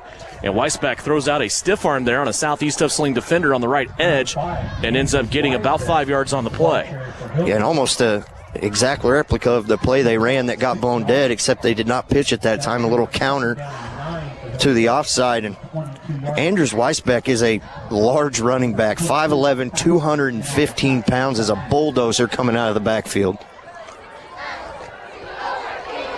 Two receivers in tight on the left-hand side. Also two receivers on the right-hand side for Dawson Bolt. Back to pass, has pressure again. Has a receiver, though, out here on the edge. And it's going to be thrown up and caught once again. This is Seth Driggers, just inside of the 30-yard line to the 28. And that will be a gain of 7 on the play. Seth's 8 reception on the year. He had 7 receptions and 129 yards and 3 touchdowns coming into tonight. Yeah, this Hillsboro team, as we said, already over 1,200 yards passing so far this season. They ranked number 1 in Class 2A in the state of Kansas in passing offense. 3rd down and 2 coming up for Hillsboro. Football sitting at the 29-yard line. Bolt wants to pass, being chased. Bear chases him all the way back to the 15. Has a guy, and it's going to be picked off. No, ball loose. Cameron Whitty had it looked like. Would have been Cameron's 4th interception of the season, but then he dropped it or had it stripped away, one of the two, and it's 4th down for Hillsboro. Yeah, it almost looked like he had it, and then one of the other, I don't know if the receiver went in and stripped it out or one of his running mates stripped it out. Nonetheless, looks like Hillsboro's going to run out their punting unit once again. Sitting at the 29, they don't want to take this risk right now. Down 14-0 already. It is 4th down and 2. Low snap, back to the punter. That is Levi Smith. And this ball's going to roll all the way down inside the 35 to about the 32. So every drive Southeast of Saline has started this Friday night so far has been between the 29 and 32-yard lines. We'll start this one at the 32, leading 14-0. Want to remind you the Fall Festival is coming up in Gypsum on October 21st. A full schedule of kids' activities, adult activities, and in-between activities. There's something for everyone. Find a full schedule and the list of activities on the Facebook page for the Gypsum Fall Festival 2023, coming up on October 21st. First down and 10, Southeast of Saline. They try a sweep this time on the jet run by Cameron Whitty. And Cameron's going to come all the way out to the 39-yard line and get 7 on the play. Yeah, and it looked like Keaton Blake over there on the left side absolutely drove Sam Sorensen on that right defensive end position. He had him 5 yards down the field and took the striped official out down as he was blocking him. Cameron had 1 carry last week for just 2 yards, 7 yards on that carry. 2nd down and 3. Football sitting at the 39-yard line. Loaded up on the right-hand side. Kerr wants to go away from the action. Tucker Thaxton, one-on-one coverage down the left-hand sideline. Goes up and tried to one-handed again. He had a beautiful left-handed catch earlier on in this quarter that set up Southeast of Saline's first touchdown, but that one goes incomplete. A little bit overthrown by Kerr with 28 seconds on the clock. Yeah, maybe a little overthrown, but it looked like he cut his route short a little bit to try to time his jump. If he would have kept running, I think just the wind carried it just far enough. If he would have kept running, he would have had a better shot at it. That will bring up 3rd down and 3 for Southeast of Saline. 2 receivers left, 1 to the right. They're going to give it to, actually fake it to Friesen. Here's Kerr loose again, and Kerr into the secondary, inside the 50, all the way down to the 46-yard line. 15 yards by Daniel Kerr on a 3rd and 3. And Daniel Care's yards coming a lot easier tonight than they did last week. Yes, sir. Southeast already back, ready to go here at the 46-yard line. They're going to pass it out, bubble screen to Cameron Whitty. Whitty's going to catch the ball, but then lose about 3 yards on the play. The chains weren't even set yet, and Southeast of Saline was running a play. Yeah, and we've seen, and Hillsboro wasn't set either on that play. Just unfortunate that the ball just tailed a little bit too far, and when he corralled it, he was already right there on the out-of-bounds line. That'll push Southeast of Saline back here to the 49-yard line. Still in Hillsboro territory, but with a 2nd down and 13. 3 wide receivers to the right. Care glances left, goes right. Now he comes back to the left on a run. He wants to unleash it, and he's going to throw this one short. One hops it to Thaxton, coming back right at the sticks. And that is another incompletion here for Southeast in the passing game. So far, 50%, 3 out of 6 throwing the football with 2.3 seconds left to go in the first quarter. Yeah, I think more importantly, you look into that play, dive into it a little deeper, and really all these pass plays. He's had all kinds of time to throw the ball. Really had no pressure on that. He's just come up short on a few of them. It looks like we'll have one play left here in the first quarter. One more play. First quarter in the game brought to you by Assyria Oil and Hardware. You can see live stream video along with the radio broadcast on SalinaPost.com. Care back to throw, middle of the field, has a guy, it's Whitty, breaks a tackle, gets across the 35, and down to the 33-yard line for the last play of the game here in the first quarter. As we go to 2, Southeast of Saline leads at 14-0 as we come to you from Hillsboro on the campus of Tabor College, brought to you by Assyria Oil and Hardware. Salina Regional's Orthopedic and Sports Medicine is your home field advantage. Our physicians include sports medicine physician Dr. Matthew Pyle, along with orthopedic surgeons Drs. Travis Rump and Todd Riley, plus an A-team of certified athletic trainers and physical therapists. We're ready when you need us to help prevent injuries, enhance performance, or to heal through surgery and rehabilitation. For area athletes to weekend warriors, the home field advantage starts at Salina Regional Orthopedic and Sports Medicine. Citizens State Bank has been serving Kansans for over 100 years. We are a full-service bank that can service your personal, business, and agricultural lending and deposit needs. Citizens State Bank offers 24/7 convenience with mobile deposit, online banking, and our ATM conveniently located in front of the building. Stop by and see our friendly and helpful staff. Citizens State Bank at 600 Maple Street in Gypsum, Kansas. Citizens State Bank and Trust Company is a proud supporter of the Southeast of Saline Trojans. You are listening to Southeast Trojan Football on KINA Sports. A 15-yard play for Southeast of Saline. Daniel Care to Cameron Whitty. Ended the first quarter.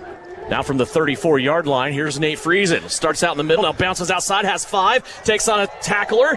Goes ahead, 5 more yards, and inside the 20 is Nathan Friesen demolishing Hillsboro Trojans over there on that right-hand edge. And Southeast of Saline now at the 21-yard line, knocking on that Case IH red zone once again, brought to you by Can Equip in Salina. Yeah, and almost reminiscent of what he did to Brody Hayes last week against Clay Center. Leave that young man alone. That's enough. Here's Friesen again, directly up the gut. He is going to get another 5 yards. You know, the amazing thing about that, maybe it was by design, Friesen only had 3 touches in the whole first half. But then coming out in the second half, it was a heavy dose, running and passing to Nathan Friesen. And he performed like you wouldn't believe. What a game. Yeah, he just had a great game. I don't know if it's not getting the ball was fresh in the second half, but that second half was phenomenal. 2nd down and 6 here. Fake pitch out to Friesen. Care wants to keep it. He has a sidearm around a would-be tackler, and Cameron Whitty drops it. Probably not a bad play. Whitty was going to run out of room over here on the sideline and probably lose a yard or two, so not a bad drop there for Whitty, as now Southeast of Saline looking at 3rd and 6. Yeah, and Xander Haslett once again covering from that middle linebacker spot out of the backfield when was in motion, so a good job by Hillsboro's defense. 3rd and 6 from the 17. Here's Friesen in motion. They're going to fake it to him, and Care straight up the gut. Still working, still trying to get through, still trying to slip through maroon jerseys. He's going to be close to the sticks. Looks like he got about 5, and it's going to be 4th and a yard. Yeah, and I thought he was down about 2 or 3 yards before that, but a great job keeping them feet moving, and it's going to be, looks like about a full yard maybe short here on 4th down. And Brody Chambers on that right guard spot, he actually got turned around, but then came back and finished another guy off for Hillsboro to help Daniel Kerr get that 5 yards. 4th and a yard here for Southeast of Saline as they are at the 12-yard line. Southeast gives it to, Kerr on the keeper again. And this is going to be a gain of 3. Call it 4 for Daniel Kerr, converting another 4th down. Southeast is pretty darn good on the season when they decide to go for it on 4th down. So far, their conversion percentage is 43%. They've converted one of them. They're 1 for 2 here in this game. Down to the 9, 1st down and goal. To Friesen, counter step, back to the right, and Nathan Friesen into the end zone for the second time tonight.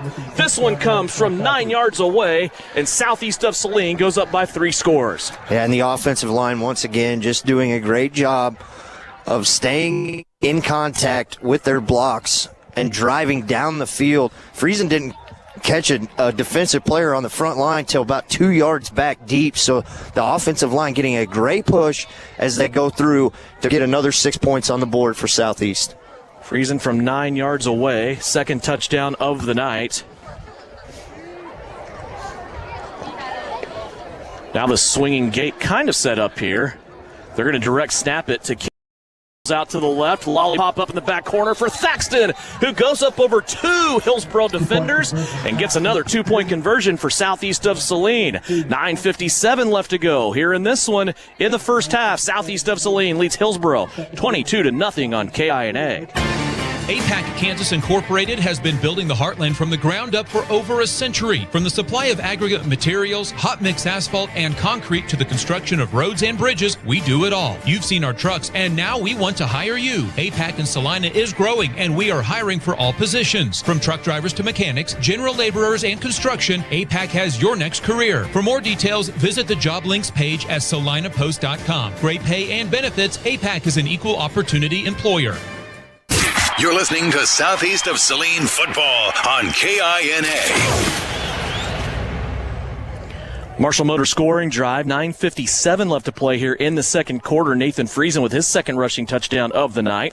2-point conversion was Daniel Kerr to Tucker Thaxton, and Southeast of Saline has taken a commanding 22-0 lead here with 9:57 left to go before the break. And that 2-point play, that's kind of been the bread and butter of this team this year. When the swinging gate's not an option, or when they don't go to it, it's that little rollout by Thaxton in the corner of the end zone. Wyatt Boyd with his hand in the air as he gets ready to kick it off from right to left. Southeast coming down on cover, just went a little bit shorter of a kick, going against the slight breeze this time. Hillsboro trying to bring it out as Josiah Gooch has some room across the 35 and then tackled down at the 40-yard line. Nice play there by Josiah Gooch. Looks like Deacon Bear will take him down at the 40.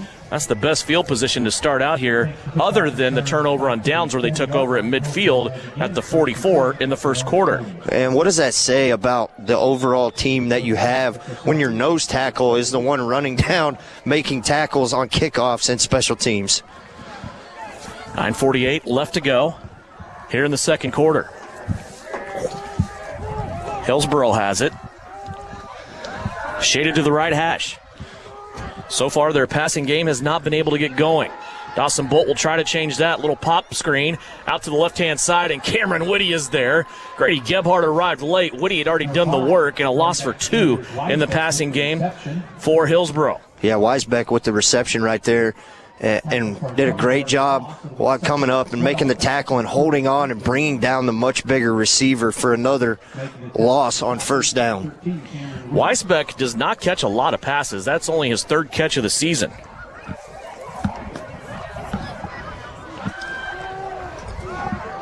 Excuse me, his 1st catch of the season. And it lost 2 yards. Back to the 38, second down and 12. Bolt wants to run the option. He was met by Josiah Monday, passes it off to Josiah Gooch, and Gooch will bring it ahead for a gain of 5. Dawson Bolt started that. Josiah Monday was right there in his face to say, let's think about doing something else here, bud. Yeah, Monday did exactly what he needed to do, set the edge, go right for the quarterback. The receiver over here on the near side did a great job of picking up that block. Hillsboro moved it out on that option pitch to Josiah Gooch to the 44-yard line. Clock continuing to run here. 8:28 left to go. We'll check the Bennington State Bank scoreboard after this. Third down play. It's third down and about 7. The 50-yard line marks the first down mark for Hillsboro. Bolt wants to pass, flings it out to the left. A one-handed catch attempted there by Wyatt Plinter, and it's incomplete. Yeah, and a couple scores rolling into first quarter scores. Hoisington in Class 2A up 14-0 on Lakin. Newton 6, Salina South 0. Andale 12, Collegiate 0 as a big matchup in Class 3A. In a non-district, we scheduled this on purpose game, kind of like the Southeast Clay Center game a week ago.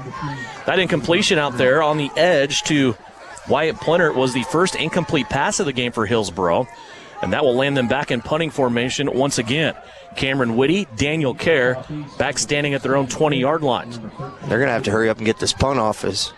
Running somebody on late there. Weisbeck comes on late. They do get it off with 2 on the play clock, and this is a low-line drive missile that's going to take a bounce into Whitty's hands at the 18-yard line, and he will bring it ahead to about the 24, where Southeast of Saline will start out there. 22-0, Southeast of Saline, 8:02 left to play here before halftime. At intermission, we'll catch you up on first-half stats, also the Bennington State Bank scoreboard, and we'll have a conversation with the best cross-country coach around.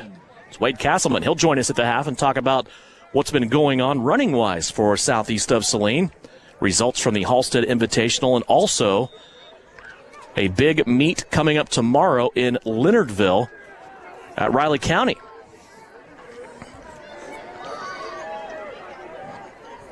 From the 24, Southeast of Saline, ready to go again. Here's 3 wide receivers out to the left-hand side. Carroll fake it to Friesen. Now step through the line of scrimmage, backs his way in to the 25-yard line. Might have got the 26, and he is going to gain a yard on the play.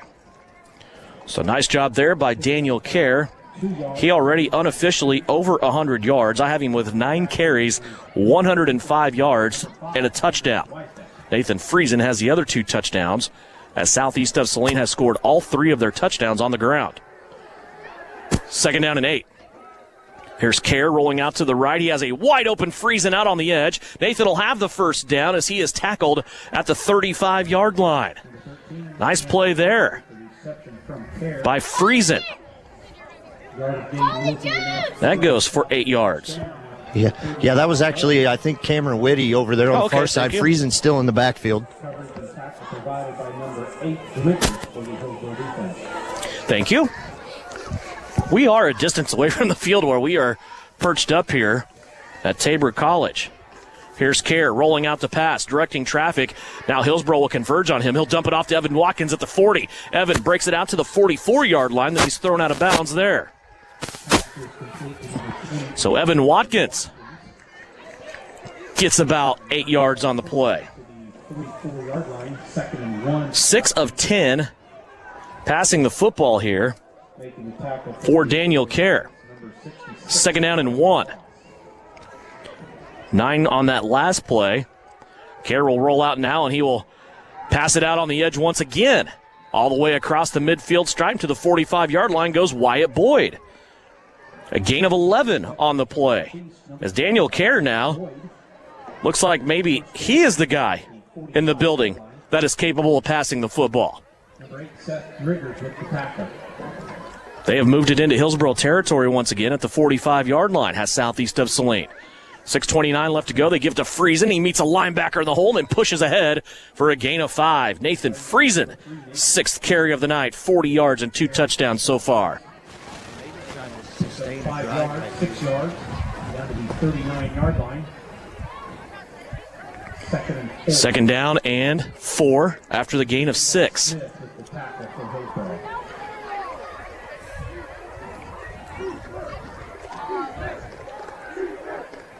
Here's the give to Friesen. Straight up the gut and another first down on a gain of 5. 45 yards. Southeast gets a first down at the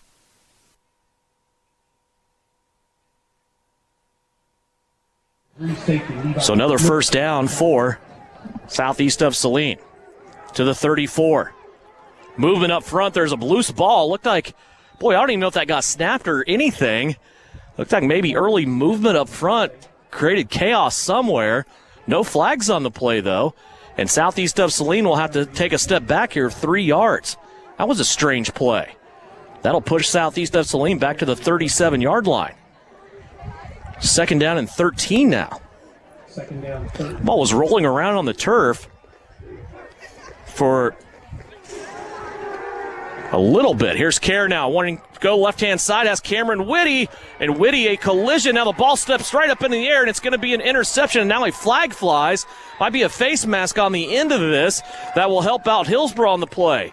Whitty got contacted right when the ball got there. Good defense by Hillsboro, but the ball pops up, and Hillsboro will get an interception on that pass that went straight up in the air off the deflection for Southeast of Saline.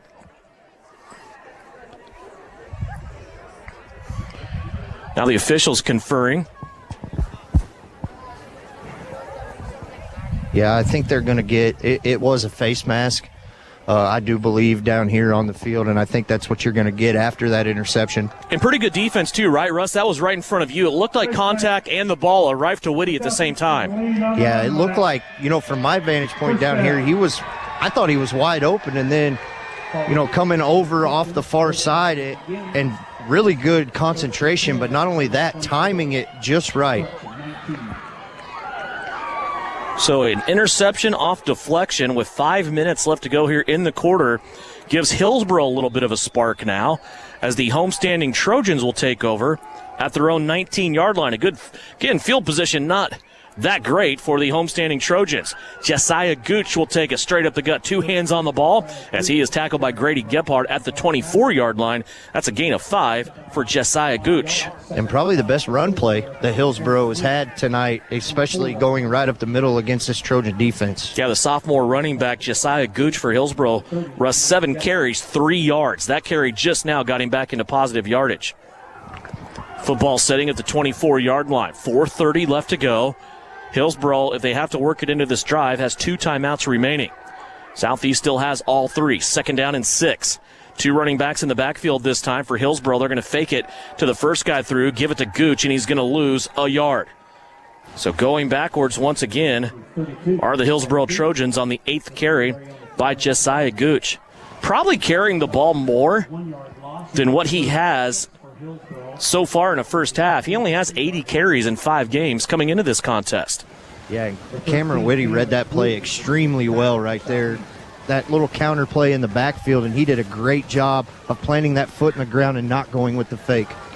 3rd down and 6 for Southeast of Saline's defense. Trying to force Hillsboro back into another punting situation. Hillsboro goes 4 wide receivers, 2 on each side. Dawson Bolt back to pass. Now scrambles out. He doesn't do this often. He's going to pick up the first down, though, for Hillsboro as he comes across the 30 and then steps out of bounds. Got just enough for a first down, and Dawson Bolt on the season only has 3 yards rushing on 24 rushing attempts. Doesn't do it often, but he was able to do it there and pick up a first down. Yeah, he doesn't like to do it often, but he is quick out of that backfield. He got out of the pocket and just outran about 3 defensive players for Southeast. Picked up 10 on the play. And now Hillsboro with a new set of downs. They do not have a lot of first downs here in this game thus far. But they have one here at their own 33-yard line. 3.5 minutes left to go. 22-0, Southeast of Saline leading by 3 touchdowns. Bolt looked out to the right, now comes back, looked left, comes back right, unloads it to receiver running down the sideline, and they're finally going to get him out of bounds about midfield. Dawson Bolt took a shot on that play by Josiah Monday, but got rid of it on a quick screen. 20 yards on the play out to Wyatt Plinert. Yeah, and Plinert, we seem to be calling his name a lot. Kind of being the favorite target right here as you're going to get another timeout by Hillsboro. Take a timeout. When we come back, more action here from Tabor College. 22-0. Southeast of Saline leading Hillsboro. It's brought to you by Assyria Oil and Hardware. Does your free checking put more cash in your account? Does it give you free access to ATMs nationwide? If not, tap into super-powered free Kasasa Cash Banking Checking at the Bank of Tesket. Visit bankoftesket.com to learn more. Qualifications, rules, and limitations apply. Rates, rewards, and restrictions may vary by account. Contact the Bank of Tesket for details. Member FDIC. We're growing your way. We're the Bank of Tesket. You're listening to Trojan Football on KINA Sports. Back here at Tabor College, Devin Haney, Russ Kossel has made his way to the field. Brian Dennett providing live stream video on SalinaPost.com. You can watch that. Keep track of your Southeast of Saline Trojans or the Hillsboro Trojans, 22-0 right now. Southeast of Saline out to the 48-yard line. Here's Dawson Bolt passing it to a receiver who drops the football. 2nd down and 10 coming up after that incompletion. I said it was a 20-yard pass completion right before the break. It's actually 15. So 2 15-yard catches for Wyatt Plennert in this game as the football sets at the 48-yard line. That incomplete pass stops the clock with 3:18 left to go. Hillsboro comes back now, 2nd down and 10, shaded out to the right-hand side on that right hash mark. 3 wide receivers on the left. Here's the give on the handoff right up the gut. Josiah Gooch has it. Looks like he will get about 3 on the play. Out to the 48-yard line. 3rd and 7 coming up. Killian Pond with the tackle for Southeast.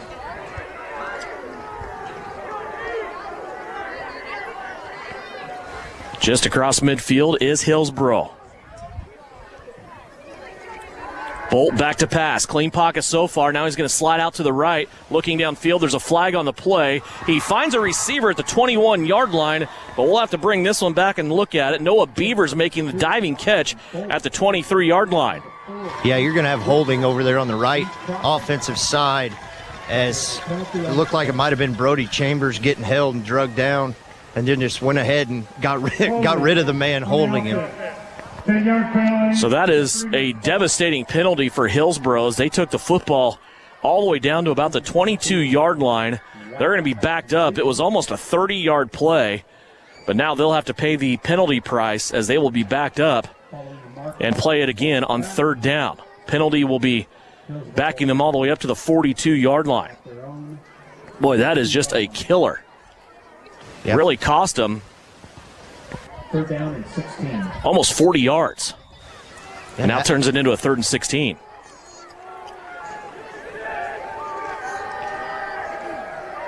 Third down and 16. 3 wide receivers to the left. Bolt with it. Drop straight back, under pressure. Josiah Monday in there. Bolt lets it rip down the middle of the field. Has his tight end, and it's going to be incomplete on the play. That's the first time tonight he has targeted his tight end, who is the leading receiver on this team. And that one is incomplete. Xander Haslett is the leading receiver on this team. That's the first time he's had the opportunity, and he had a beat down the middle of the field, Russ, but good defense there by Southeast. Yeah, really good defense and a great job of getting pressure as well. And he hung in there and threw the ball, just no effort, and just can sling it all over the field. Punt formation now for Hillsboro, as they will punt to Kerr and Whitty. It's going to angle more towards Whitty's side, but it's going to be short. And looks like Hillsboro will be able to down this one as it rolls, continues to roll down to about the 15-yard line, just inside of the 15. So Southeast of Saline will take over there as they come out. 2:09 left to go here in the second quarter. They have all 3 timeouts remaining and a 22-0 lead. Remember, Southeast of Saline kicked off to start this game, so they should get the football to start the second half.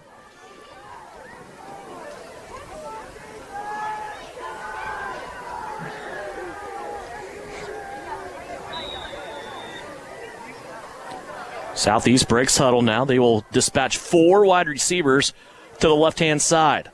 1 on the right. It's a total of 5. Kerr wants to go left. Now he's flushed out of the pocket. 2 Hillsboro players chasing him. Now 3. And he's going to put this one up and nearly intercepted. That was a dangerous pass there by Daniel Kerr. He was looking for Evan Watkins, I believe, as it goes incomplete. Hillsboro could not make the play. And I think on that one, you want to throw the ball out of bounds. Get that thing far out of bounds so nobody can have a chance to get it.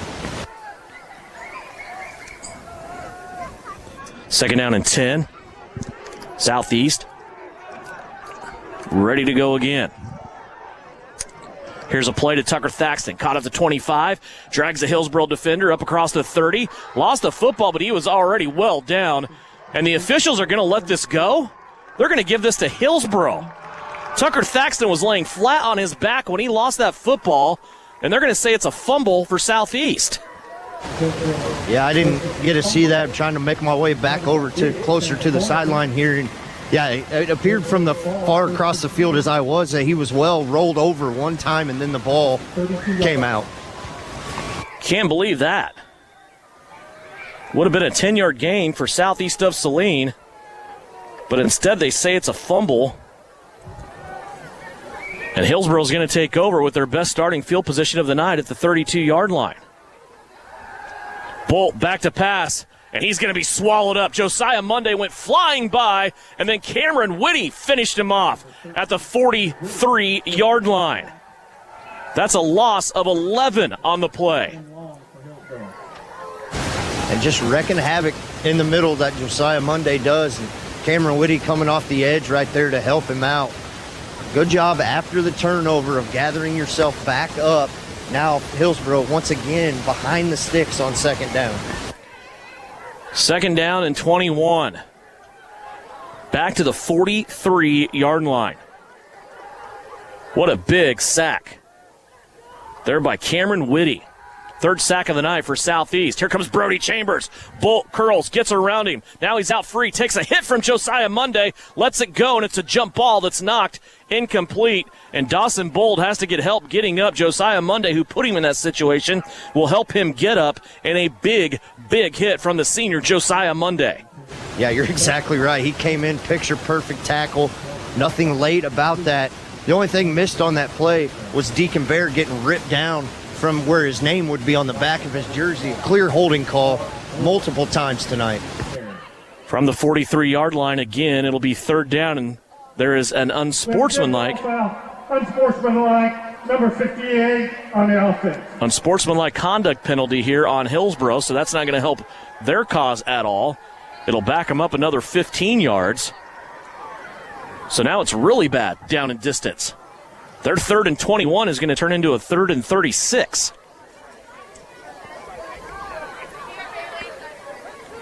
As they go back to the 42-yard line. Not sure exactly what happened there, but that's rough. Yeah, I didn't see anything extracurricular after that.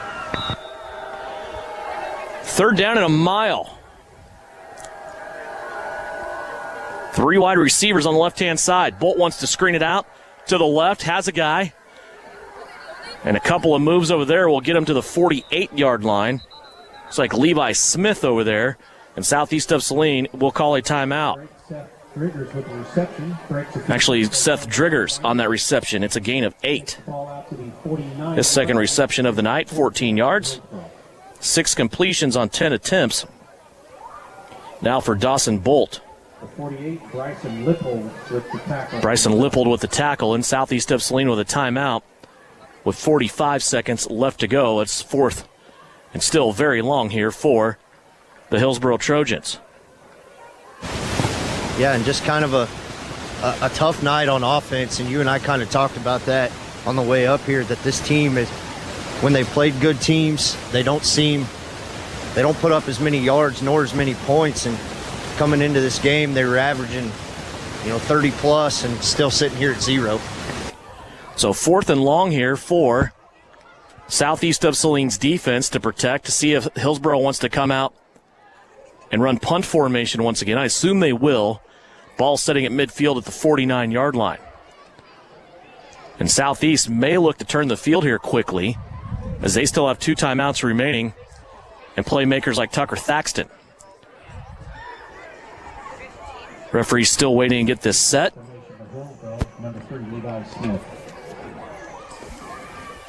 It'll be Karen Whitty back to receive it.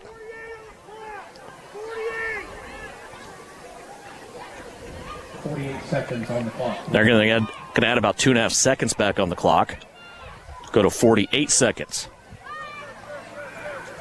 Again, stick with us at halftime. We'll check stats from the first half. Also have Wade Castleman talk Southeast of Saline cross country coming up at the half.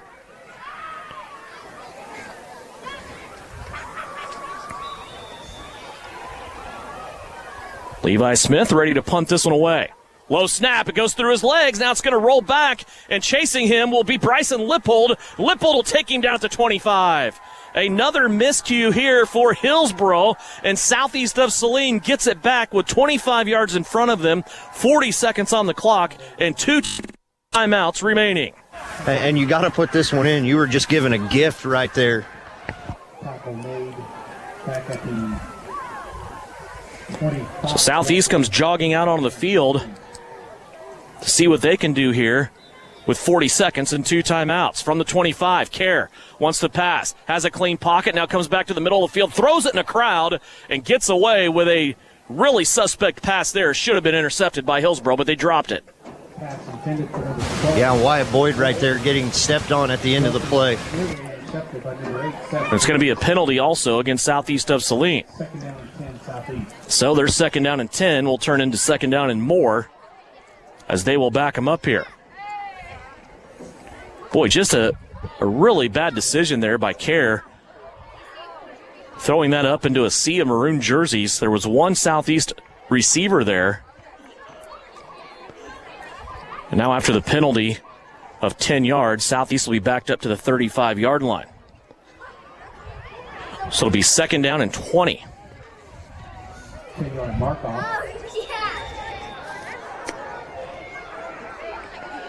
Still, short field, 2 timeouts, 34 seconds for Southeast. 4 wide receivers on the left-hand side. Kerr steps up, has some space. He'll keep it himself, gets 10 yards back and more. 15, and goes to the right-hand side, 20, and steps out of bounds to stop the clock.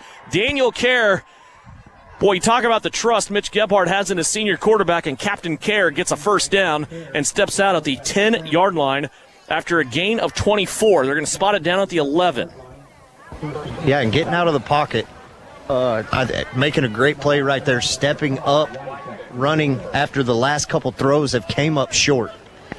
All the way to the 11 after a 24-yard gain, and Dan stepped out of bounds to stop the clock. So it's going to be 1st down and 10 from the 11-yard line. They still have the 2 timeouts remaining, 25 seconds left to go. Southeast trying to bracket the halftime with a couple of scores here.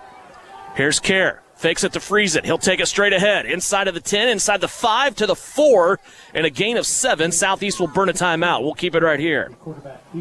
Daniel Kerr already on the night. Takes it down to about the 4-yard line. 11 carries, 136 yards. And he deserves it because he put in all the work last week and got 25 carries for 58 yards against that very tough Clay Center Tiger defense.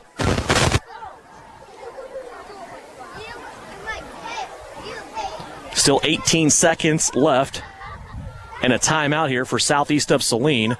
Will be operating just inside of the 5-yard line.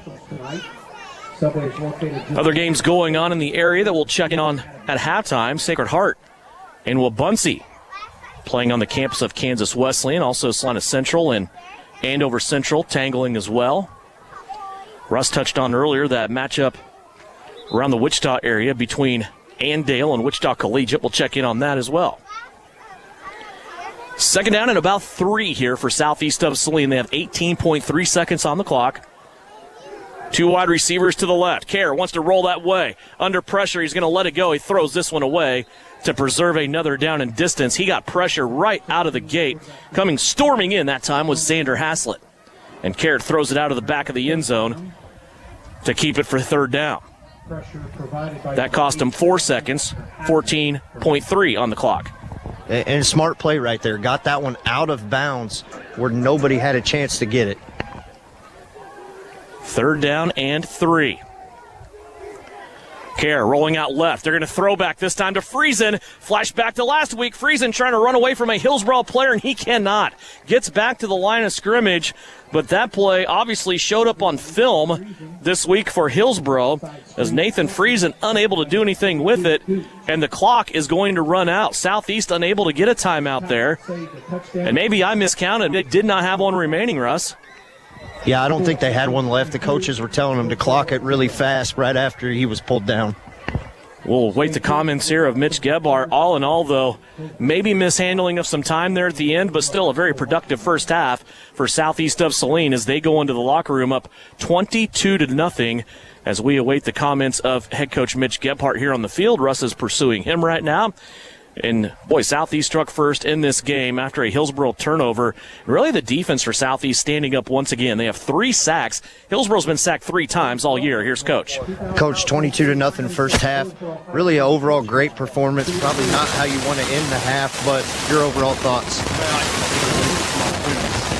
had 2 more points on the board, and we didn't do it. And so we'll have to figure out how to do that. All right, good luck, Coach. All right, thank you. Wireless Mike, give us a little bit of trouble there. We'll catch up with Coach, though, after the game. 22-0 our score here at the break. Southeast of Saline leading over the Hillsboro Trojans. When we come back, scores from the halftime mark of games around the area on the Bennington State Bank scoreboard. Also stats from the first half brought to you by Citizen State Bank. But first, after the break, we'll come back and we will talk to Wade Castleman. We'll talk Southeast of Saline cross country. That's brought to you by Winnell Garrettson at SalinaHomes.com. If you're going to buy or sell, you want to call Winnell. It's coming up here at the break. The Kickoff Auto and Truck Accessories halftime report is here. Southeast of Saline leading Hillsboro 22-0 on KINA. Kickoff Auto and Truck Accessories. Everything to bling out your ride in one place, including top quality lift kits, wheels and tires, bumpers, Jeep accessories, fender flares, bed covers, bed liners, step bars, even custom painting. Kickoff Auto is the AmSoil dealer and has many synthetics and filters in stock. Visit Kickoff Auto on Facebook for specials, great ideas, and let them make your truck stick out in a crowd. Kickoff Auto and Truck Accessories, supporting the Southeast of Saline Trojans. Stardust Trophy Downtown Salina has all the cool football medals and trophies your team needs for its players when their practice session pays off in big wins. Choose from tons of trophy styles and customize it exactly as you want. Stardust Trophy even has special trophies just for fantasy football leagues. Just for fun, choose football bobblehead trophies. Got an autographed or special football? Show it off in a special acrylic showcase from Stardust Trophy. 121 South Santa Fe, downtown Salina. Home Automotive Center in Abilene and Salina has been named Dealer Rater in 2023 for Chevrolet, Buick, and GMC. What's that mean? It means when you buy a vehicle at Home Automotive, you will receive the absolute best in service now for the 11th consecutive year in Abilene and the first for the new Salina location. Home Automotive just keeps exceeding your expectations because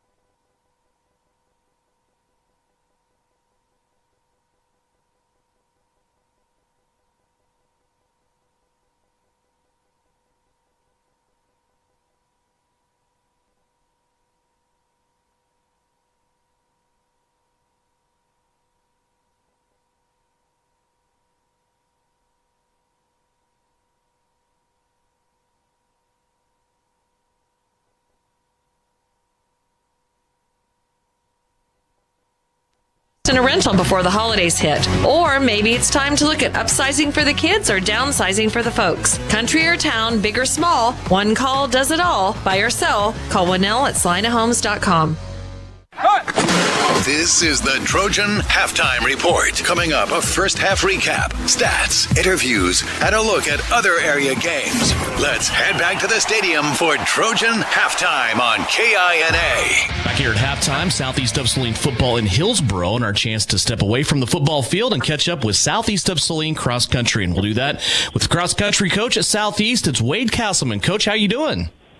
I'm doing good, Devin. You have a big meet coming up tomorrow, but first let's catch up a little bit since it's been a couple of weeks since we have chatted. We need to go back to the meet in Halstead, the Halstead Invitational that happened back at the end of September on the 28th. Another good showing for the Trojans on both the boys and girls side. How'd that meet go for you in Halstead? You know, it went really well. Usually that meet's a lot cooler than it was. I think it was about 95 degrees that day, which isn't real typical, like I said, of that meet.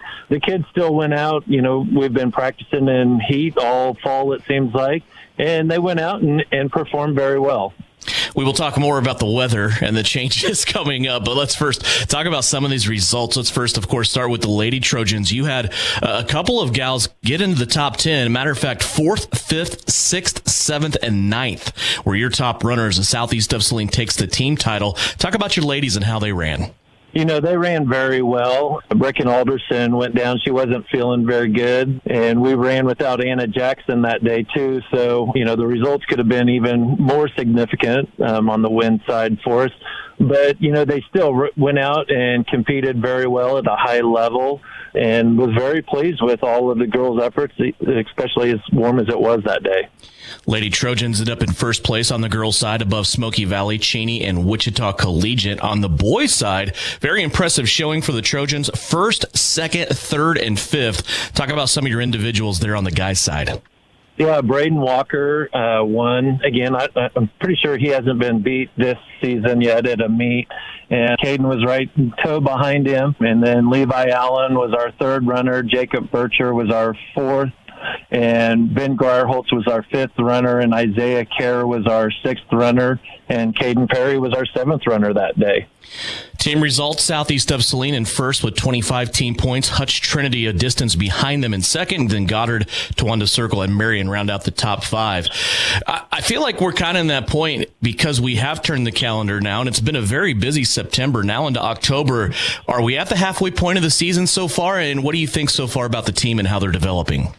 Yes, we are at the halfway point. Our meet on Saturday at Riley County is our last kind of regular season meet because we even though we go to the Lakeside Invitational next week, it's also our league meet. So we consider that the first step in the championship portion of our season. And both teams are right where we, expect them to be right now. So I don't know if I would ever be satisfied with our time gap, but it's getting better.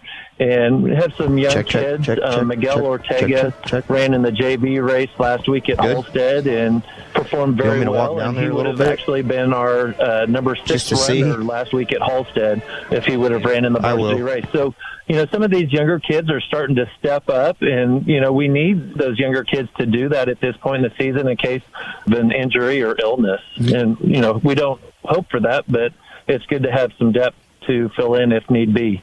Always exciting to see the younger kids develop and start to, quote unquote, figure it out, as they say, isn't it? Yes, most definitely. Well, you talked about the weather in this Halstead meet, the last one you ran being almost 100 degrees at 95 degrees. The weather certainly has changed. I think with the turning of the calendar, October is here, and so is the cooler weather. This meet tomorrow in Leonardville at Riley County will be just the exact opposite, won't it?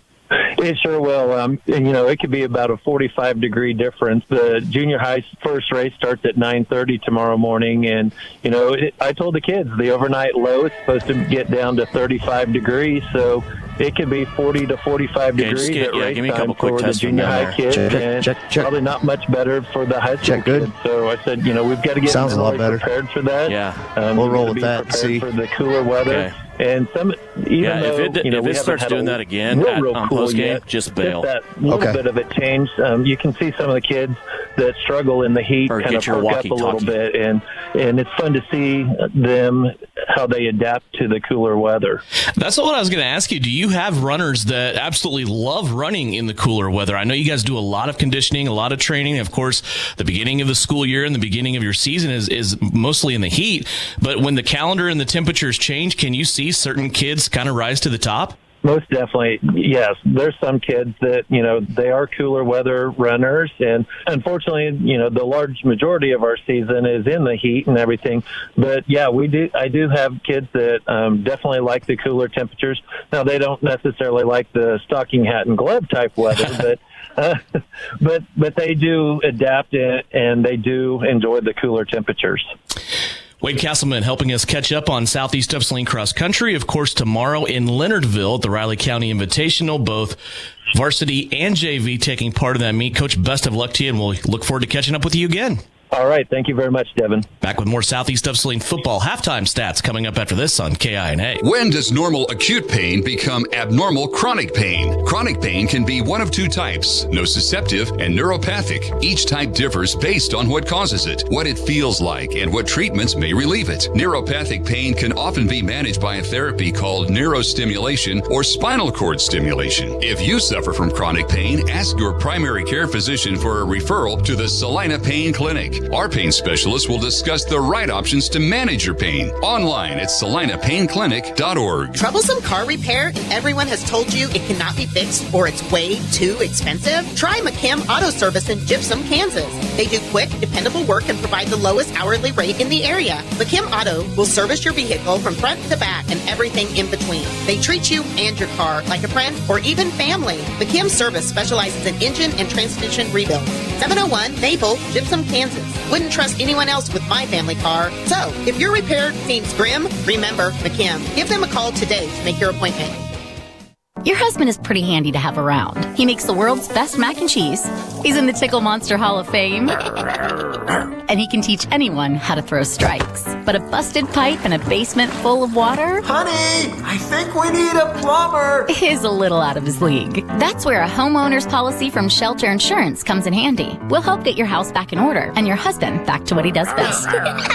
Hey Salina, come see us at the Kelly Kitchener Agency near the intersection of Cloud and Ohio. We want to be your Kansas insurance agent. The Southeast of Saline School District has a long-standing reputation for excellence. This excellence in public education has been a source of great pride and one of the factors contributing to the quality of life in our community. The Southeast of Saline Education Foundation works in partnership with the USD 306 School District and the community that it serves to maximize student potential, thereby creating a lasting legacy, not only for our children, but for our community. The Southeast of Saline Education Foundation salutes the Trojan Sports Program. Are you looking for a local brokerage firm to help you with your Medicare, life insurance, and annuities? L&L Advisors is the #1 local Medicare supplement and insurance specialist. Medicare can be confusing. Let the experts at L&L Advisors help make sense of it. Stop by one of 3 locations in Salina or McPherson and speak to an agent about the needs of your family. L&L Advisors, main office at 717 Roach, right off Crawford, and in the Central Mall, Salina, and downtown McPherson. Based on honesty and trust, contact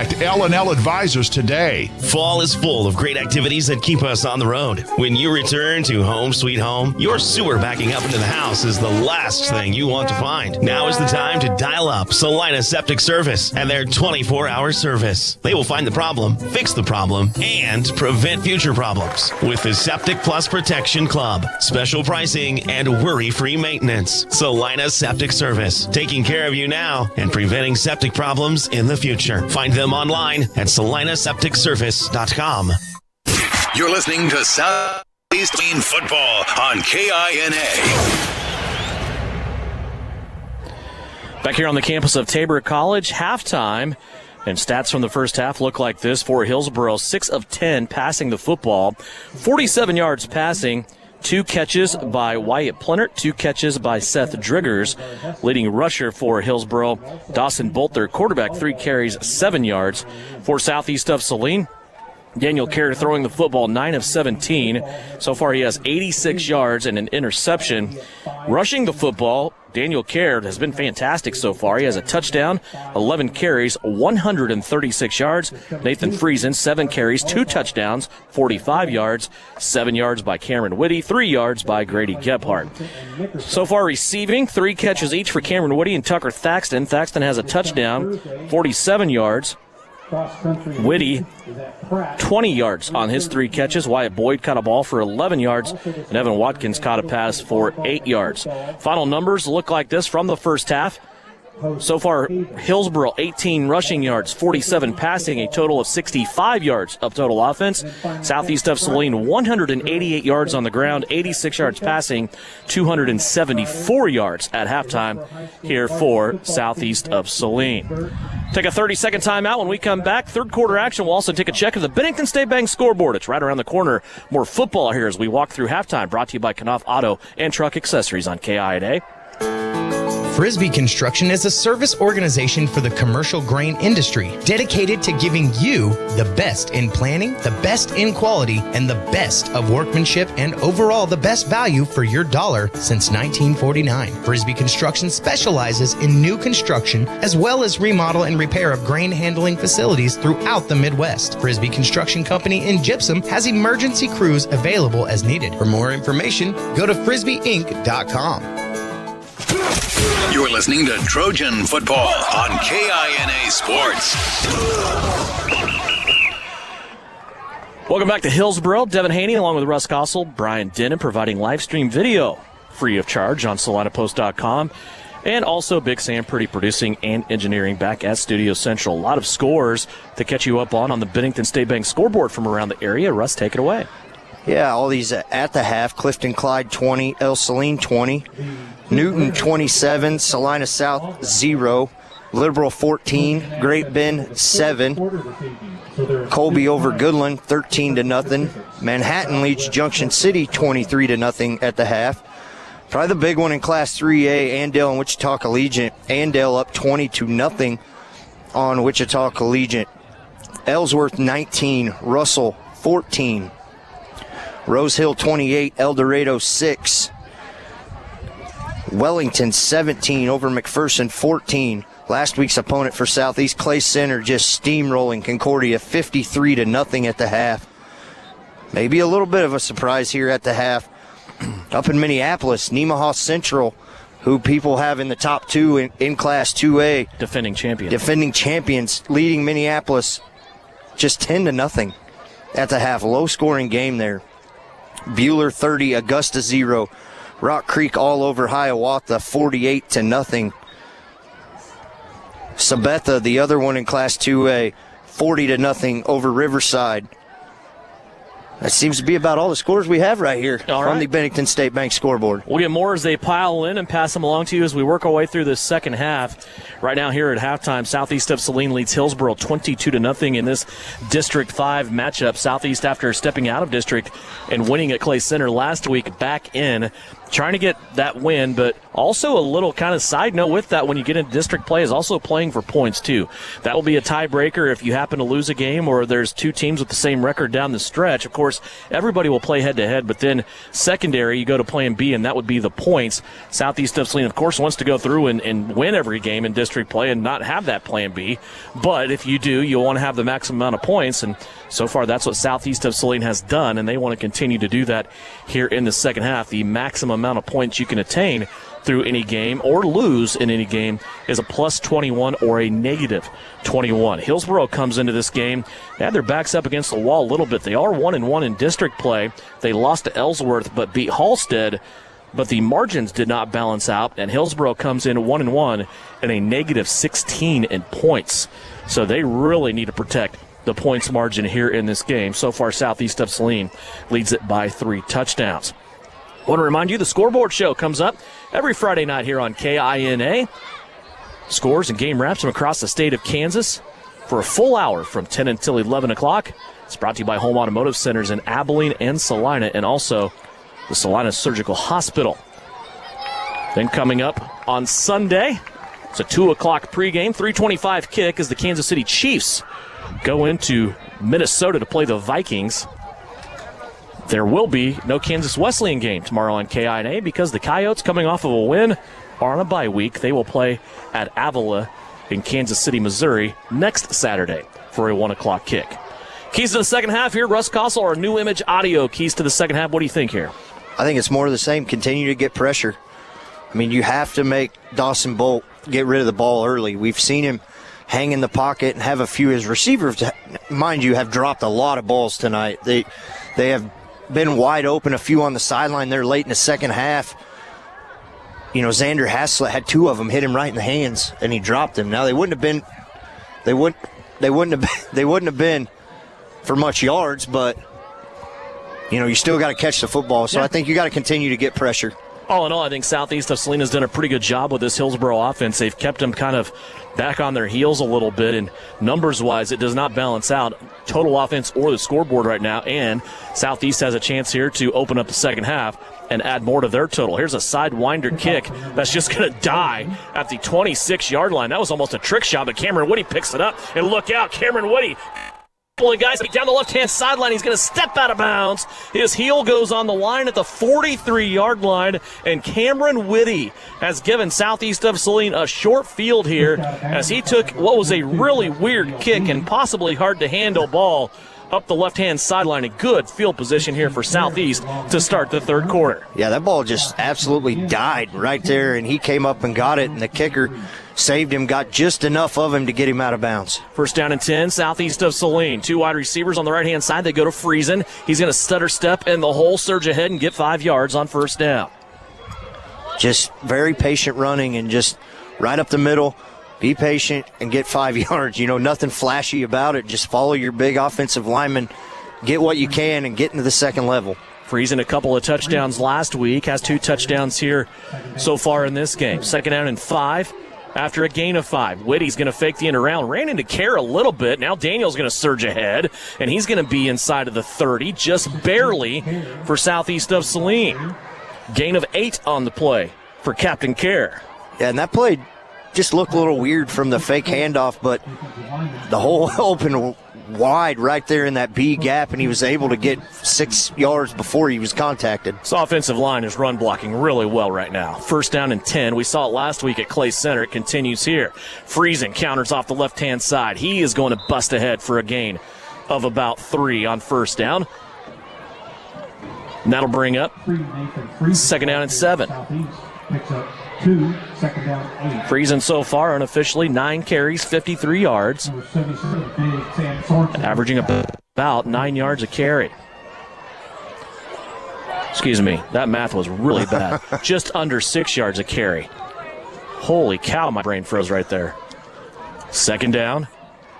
Here's the give to Whitty. Sweep on the left-hand side. Cameron Whitty plants his foot, cuts upfield, and again, tight ropes that left-hand sideline as he's able to get a Southeast of Saline first down and then bumped out of bounds at about the 10. Southeast of Saline once again in the Can-Equip red zone with Case IH at the 10-yard line. And that play all too familiar over the last few years with Southeast with Michael Murray and Chase Pogue. And when you got a guy like Cameron Whitty that's just as fast that can come bring it in. First down here, they're going to go back to Whitty. He'll try the other side, and this time he is jacked up and planted at the 12.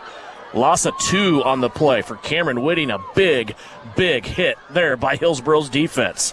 Yeah, and I didn't see who that was, but he did a great job of planting his foot, stopping Cameron Whitty right in his tracks and just burying him down. 3 carries, 22 yards for Cameron Whitty so far in this game. Line of scrimmage now bumped back to the 12-yard line. We're at second down and goal for Southeast of Saline. Opening drive of the third quarter, pistol formation, Friesen directly behind Kerr. They'll give it to Friesen. Sidestep back to the right, inside the 5, rolling down to the 3. Nathan Friesen moves it inside the 5 for a third and goal. Yeah, and that jet sweep motion seems to, Hillsboro hasn't been able to figure that out yet. They're still overplaying big time on the jet sweep, and a great play call to pull it and give it to Friesen up the middle. Leaning on that big offensive line. Nathan Weller anchoring it from his center spot. Here's the give to Friesen. Collision right at the line of scrimmage. Might have got half a yard. And it's going to be fourth and goal at the 2. Yeah, and you got to capitalize here, you know, inside the 5-yard line. You got to come away with points. Hillsboro tried to gift you points at the end of the first half, and you were unable to get in the end zone. And they are going to put the ball down at the 3-yard line. So it's fourth and goal from the 3-yard line. Southeast of Saline trying to punch it in here. 2 receivers to the left. Kerr gives it to Friesen again. Friesen trying to make his way through, and he's going to be stopped short, it looks like. The officials running in on each side, and he's going to be a half a yard shy at the goal line. So Hillsboro stands tall down on their own goal line, but now they're going to have to try to come out of that hole against Southeast of Saline's defense. Yeah, and really unable to move the ball really at all in the first half, and now you got to go 99.5 yards to get points. I mean, that ball is up against the chalk, so to speak. It is back there way deep at the goal line. So Dawson Bolt and company will have their work cut out for them here to try to get that out of their own end zone. See what Southeast can do here defensively. And a timeout will be called. Hillsboro wants to talk about this precarious situation. They'll do so with 8:45 left to go. Here in the third, 22-0, Southeast leading it on KINA. You're telling me your driver turns you on remotely? It feels so good. One gentle touch of a handy remote or mobile app and my motor is running.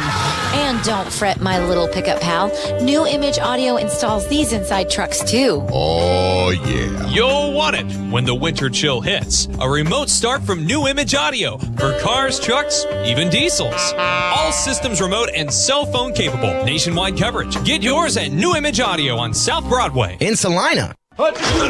You are listening to Southeast Trojan Football on KINA Sports. Back here in Hillsboro, glad you could join us for Southeast of Saline Trojan Football. Southeast leads at 22-0. Their first touchdown of the night was a circus catch by Tucker Thaxton. Went up one hand, I believe it was even his left hand, and snagged that football. That was our precision pass of the game, brought to you by Everhart Precision Ag. Since then, Southeast just kind of done what they do, just leaning on this Hillsboro team, and right now they have them pinned up against the goal line. Hillsboro trying to pass to get it out. They go to their big tight end over the middle, and a first down out to the 15-yard line. They finally get Xander Haslett involved. He's the leading receiver on this team. Came into the game with 31 catches for 500 yards and 5 touchdowns, and that is his first catch of the night. Yeah, and he kind of just leaked and lined up at the true tight end position. And Southeast kind of looked like they had the blitz coming off of both corners, and the middle was wide open, and a great job by Bolt to get it out.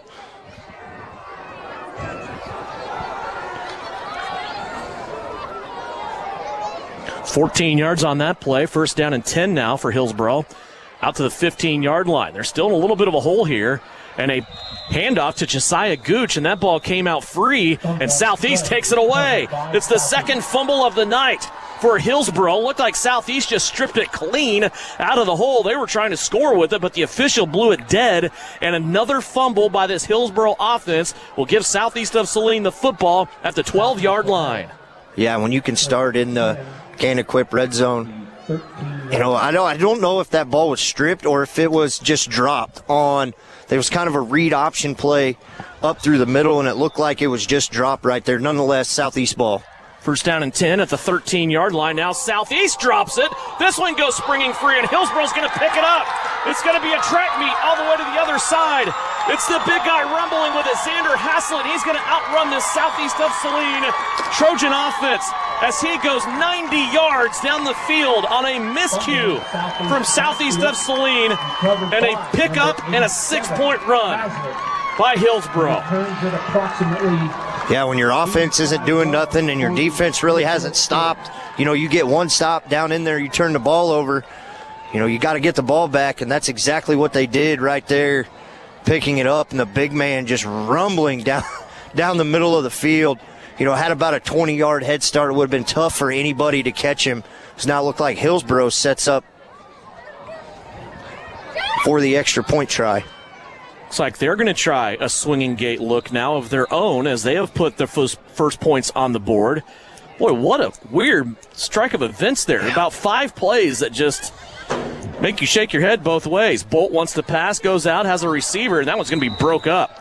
Good defense over there on the far side by Southeast of Saline as they break that up, and they hold Hillsboro to just 6 points. 7:44 left to go. Now the Hillsboro Trojans on the board, 22-6. Southeast of Saline leads it here on KINA. Maybe you don't play quarterback or make the highlight reel. Maybe you're not a high school athlete anymore. But just like an athlete, you can get first-class orthopedic care from Saline Ortho. Their doctors and staff strive to get you back to an injury-free, pain-free life as quickly as possible. Saline Ortho has a doctor on call 24/7 for all orthopedic injuries. So next time you're injured, trust the experts at Saline Ortho. Your voice, your choice, past, present, and future. See them online at salineortho.com. You're listening to Southeast of Saline Football on KINA. 7:44 left to go. It is a Fumble recovery and a return for 6 points for the Hillsboro Trojans. Xander Haslett all the way down the field from about 87 yards. Couldn't have been more perfect for Hillsboro.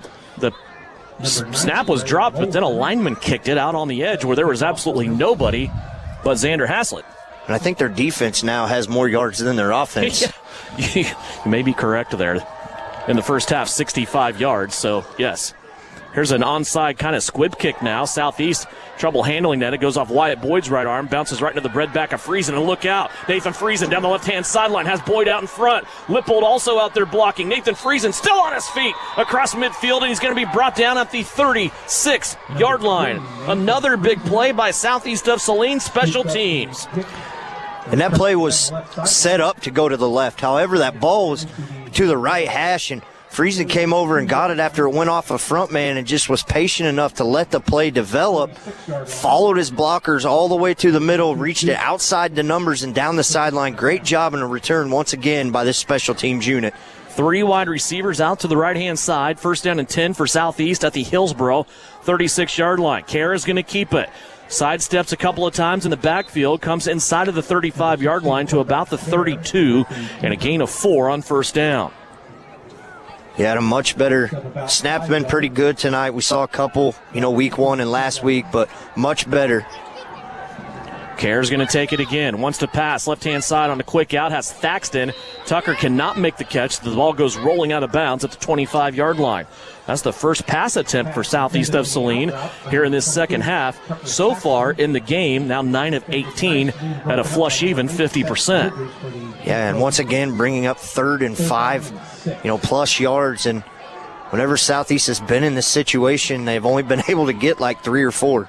3 wide receivers to the right. 3rd down and 6. Kerr wants to go that way to the left. He has a block from Friesen. Now Moore gets to the secondary, inside the 20, inside the 15, and brought down at the 14-yard line. Good job there by Daniel Kerr. And it's a gain of 18. And even a better job by Thaxton and others out on the left-hand side, continuing to hold their blocks all the way. 166 yards for Kerr. Here's Friesen to the second level, into the end zone, touchdown. Another score for Southeast of Saline. This one comes from 14 yards away, and it's Nathan Friesen's 13th carry of the night and 3rd touchdown. And just go back to what's working. Stay at it. Hand the ball off. 16-3 have carried you through this game. And just keep running the ball, pounding it up the middle. The offensive line blocking extremely well tonight. That did not take long for Southeast of Saline as Carroll run in the 2-point conversion. So Southeast answers the call.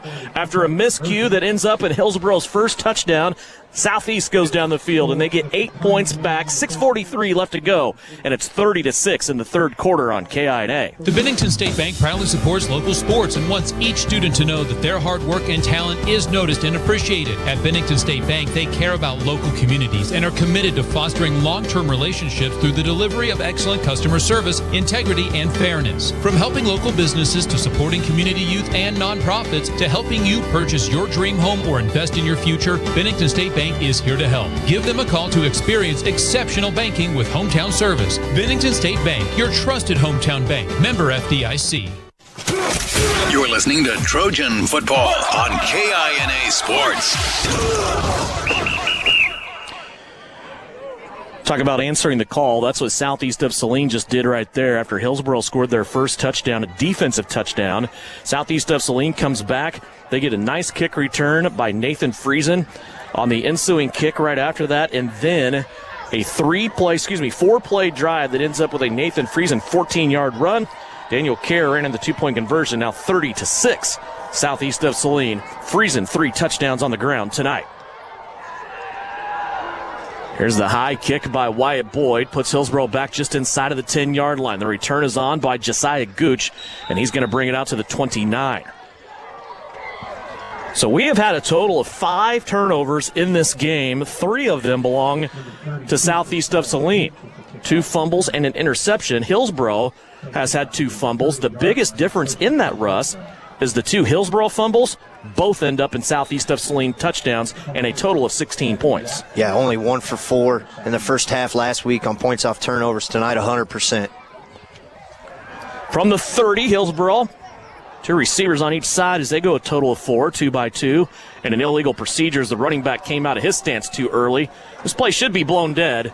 They're going to continue to let it go, and now they're going to have offsetting penalties maybe. I don't know. It might be both on the offense here. So what you're going to get in the backfield is illegal motion or illegal shift on the running back coming up, and you might actually have a hold on this play. So Southeast will get a pick. You won't get both of them on the play, but it'll probably be an illegal shift as well as a hold on the offensive line. Just stack them on top of each other.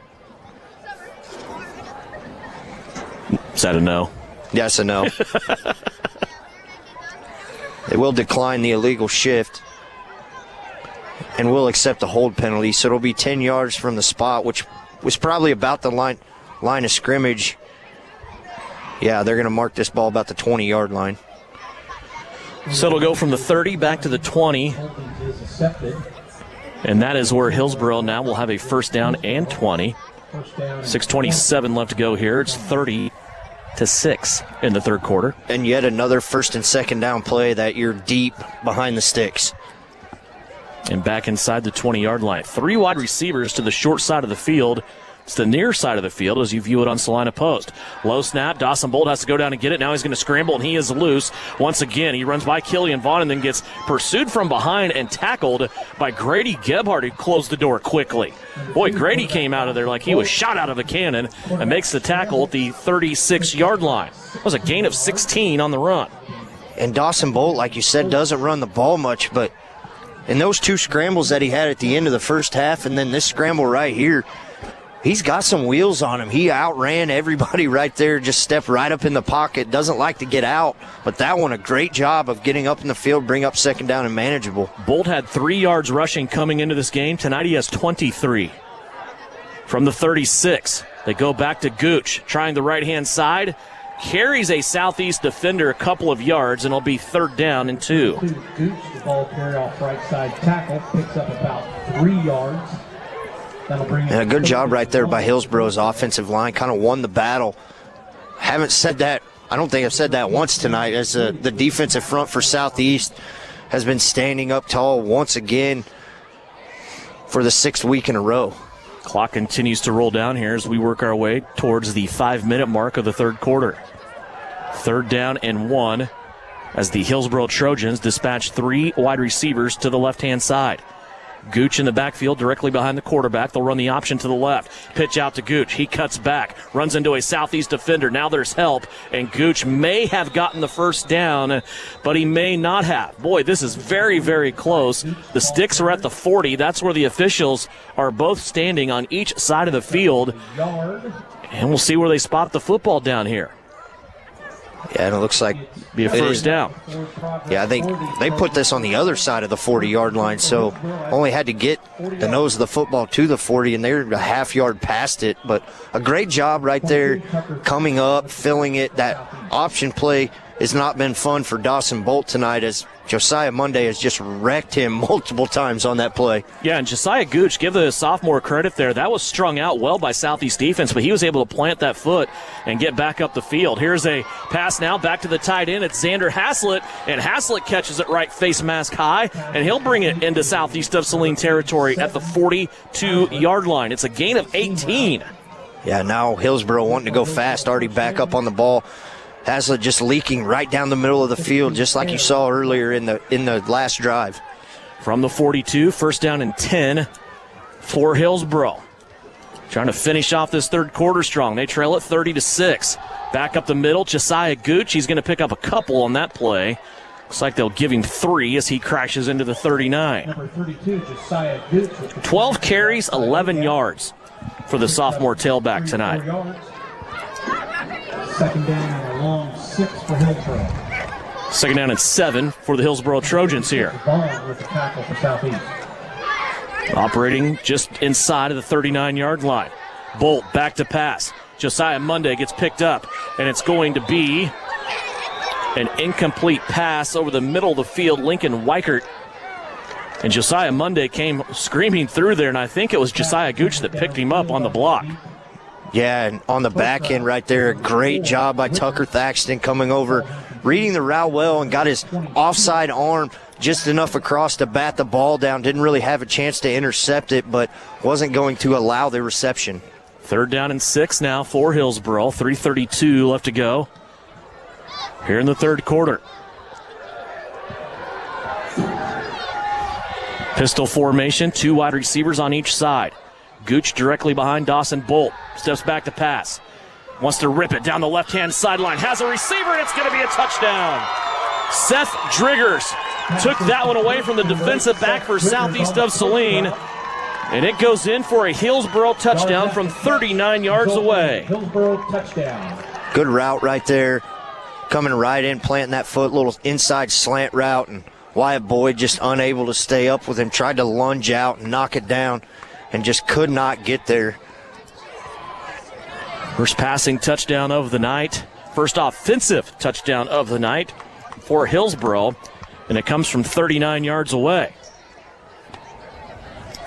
3:23 left to go here in the third.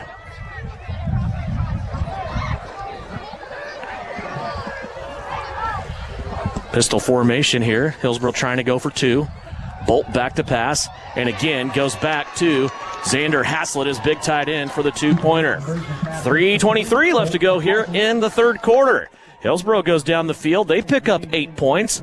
30-14 our score. Southeast of Saline football on KINA, and also live stream video on SalinaPost.com. Brought to you by Assyria Oil and Hardware.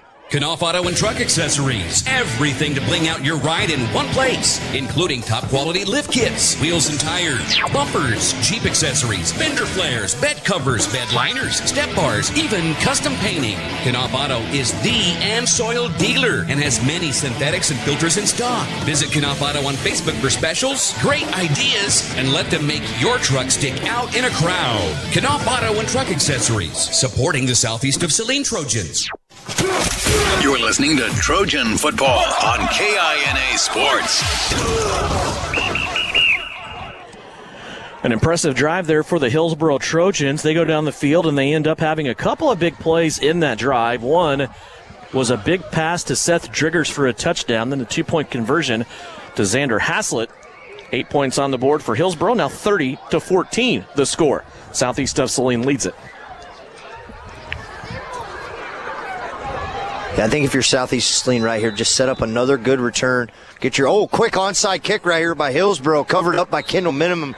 Really great job right there by him to adjust that. Sorry, that was not Kendall Miniman. Killian Vaughn. Got your 56 and your 53 out there. Again, we are a mile away from the field. And I even wore my glasses tonight, and it didn't help. It did not help. We've been better off calling this one from Gypsum probably to where we're at right now.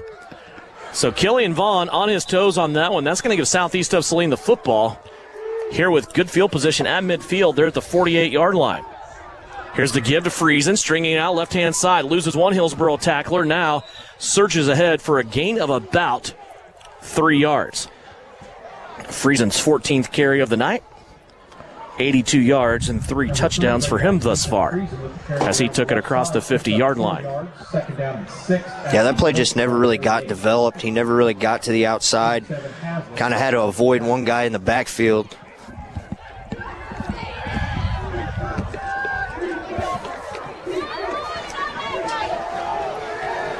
Here's Friesen again, dancing around with a couple of Hillsboro players. And boy, these Hillsboro Trojans are starting to get real aggressive at the football. They are really trying to strip that football away from the ball carriers for Southeast of Saline as Friesen gets another pretty good chunk of yards there. He moves it ahead now, a 3rd down and 3 coming up after a gain of 3 there.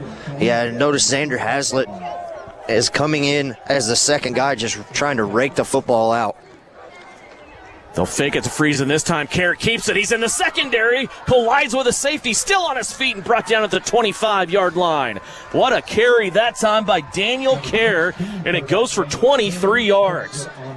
Yeah, good fake right there. Held that one in Friesen's belly as long as he could. Planted that foot in the ground and punished Wyatt Plinert after about 12 yards. 15 carries for Kerr. That one's another long one. Remember, way back in the first quarter, he had a 68-yard carry. Care this time will put it in the belly of Cameron Whitty. Whitty's off and running jet sweep. Ball comes free. It's another fumble, and Hillsboro's going to recover it at the 10-yard line. A first down fumble by Southeast of Saline as Whitty coughs it up. And just really unfortunate right here. Just beating yourselves almost. You're driving the length of the field 30, 40, 50 yards and then just fumbling the ball and give it right back. And, don't look now, but the score 30-14 and that defensive touchdown that Hillsboro had by Hazlitt is coming in big right now as they're going to get the ball inside their own 10-yard line with 1:42 left to go in this third quarter. So Hillsboro will take over here at their own 8-yard line. Again, field position not friendly, but boy, they really looked like they had picked it up offensively and found some rhythm in that last drive. Pistol formation, 3 wide receivers to the left. Bolt wants to pass, and he's going to be sacked. Grady Gebhardt came in up high. There was also somebody around the ankles already for Southeast of Saline, and it was Josiah Monday. Yeah, good job right there. Josiah Monday putting a little swing move on, getting there, and Grady Gebhardt coming through unblocked. Sent about 4 guys that time. And, Devin, I kind of talked to you in the last time out after the touchdown that really the only difference in the second half is there's been very minimal pressure on Bolton. That time we see when the pressure gets to him that he has to tuck it and try to get away. Back to the 2 now. Hillsboro in tough shape. 1 minute left to go in the third. Here comes the blitz again. Josiah Monday around the tailback, and then Friesen comes in to finish him off. And Hillsboro trouble getting out of this hole. That they are back to the 3-yard line where it's third down and about 18. Yeah, and Weisbeck right there unable to get through the line right there. So big stand right here on third down deep in Hillsboro territory. Boy, everybody on that Hillsboro offense standing on the goal line or in the end zone right here. Play action. Bolt's going to keep it, trying to outrun Friesen. He gets to the goal line. Now he's going to unload a pass, and he is hammered by Friesen over there by the pylon. Bolt is still down as he is in the end zone. Friesen was in pursuit full speed, and as Bolt kind of elongated his ribcage to let go of that football, Friesen pushed the button on him. Dawson Bolt trying to get up over there, but a big, big hit defensively by Nathan Friesen. Yeah, just holding on to the football. We've seen Bolt outrun, a few times on a scramble, but none of them in them first 2 scrambles. Nathan Friesen trying to chase him down, and Nathan just closed extremely fast in that corner right on the goal line at the pylon. And it was a big hit, but let's re-guard. That was a legal hit. He held onto the football extremely long time, was already in contact when he let go of it, and great coverage down the field, really nowhere to go with it. Bolt is up on his feet. He's walking off here, and it's a punt formation.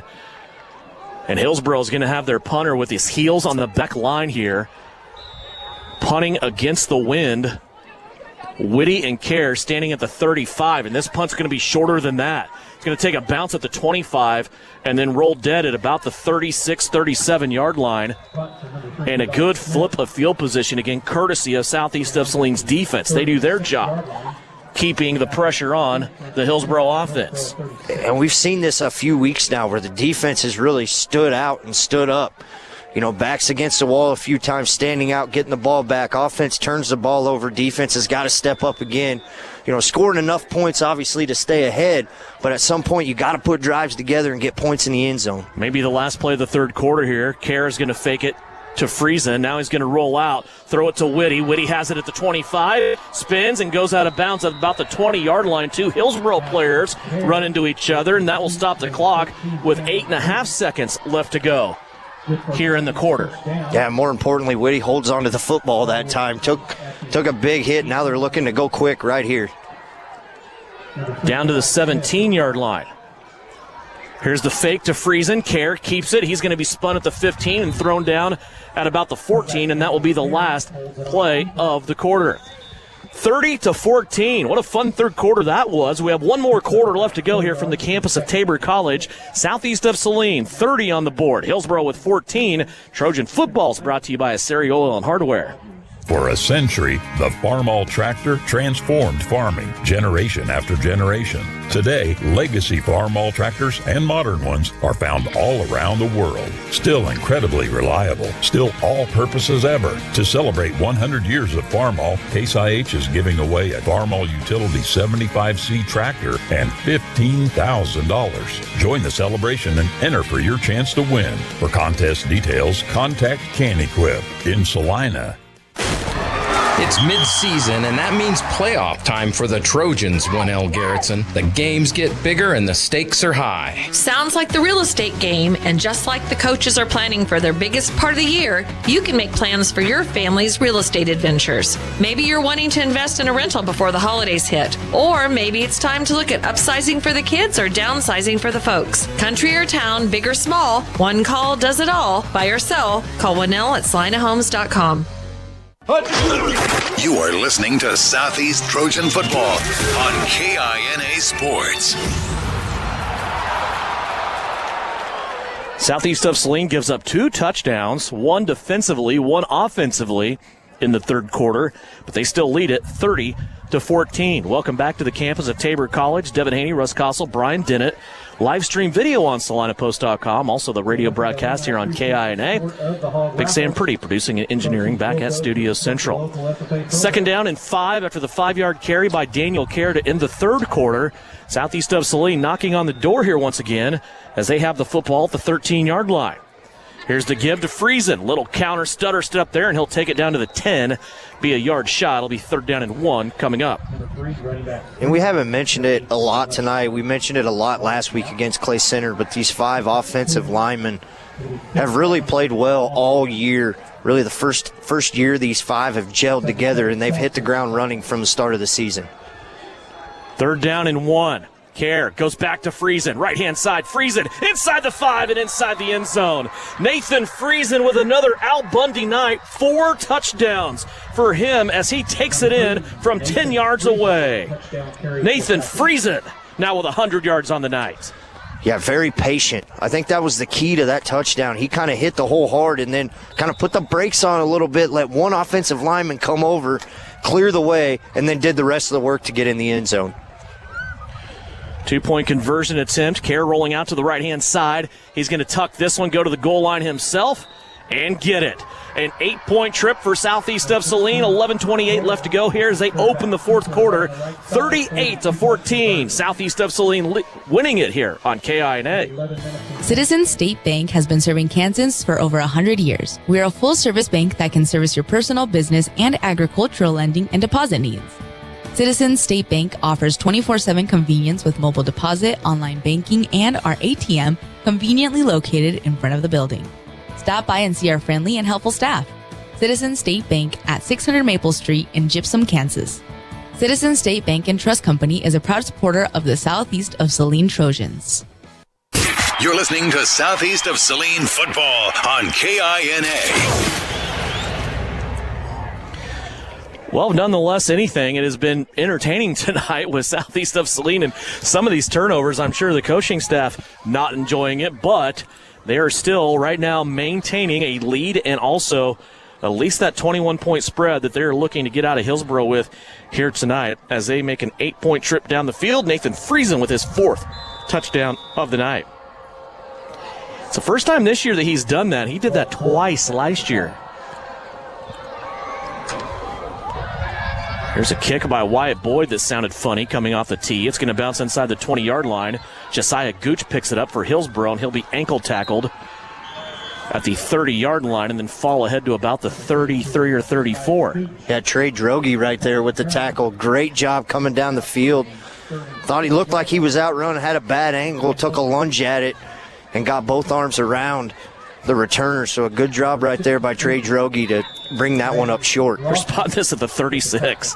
That is I thought it was like 33, 34-yard line. Must have been counting the roll after he was down. First down and 10 for Hillsboro from the 36. 2 backs in the backfield, 2 wide receivers, split left. Just underway here, fourth quarter. And a give to Gooch, and he is hit immediately by Josiah Monday, and he'll lose 2 yards. Yeah, and Monday's just building a house back there in the backfield, just wrecking havoc all night long, getting through from the left end, from the right end, seen him line up once or twice at nose tackle. Once again, this front three taking on and beating 5 offensive linemen. Back to the 33 on a loss of 3.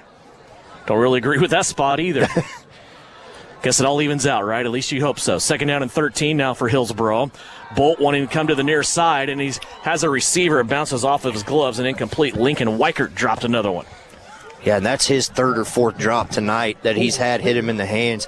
Wyatt Boyd, just a half yard late right there from jumping that route. Read it very well.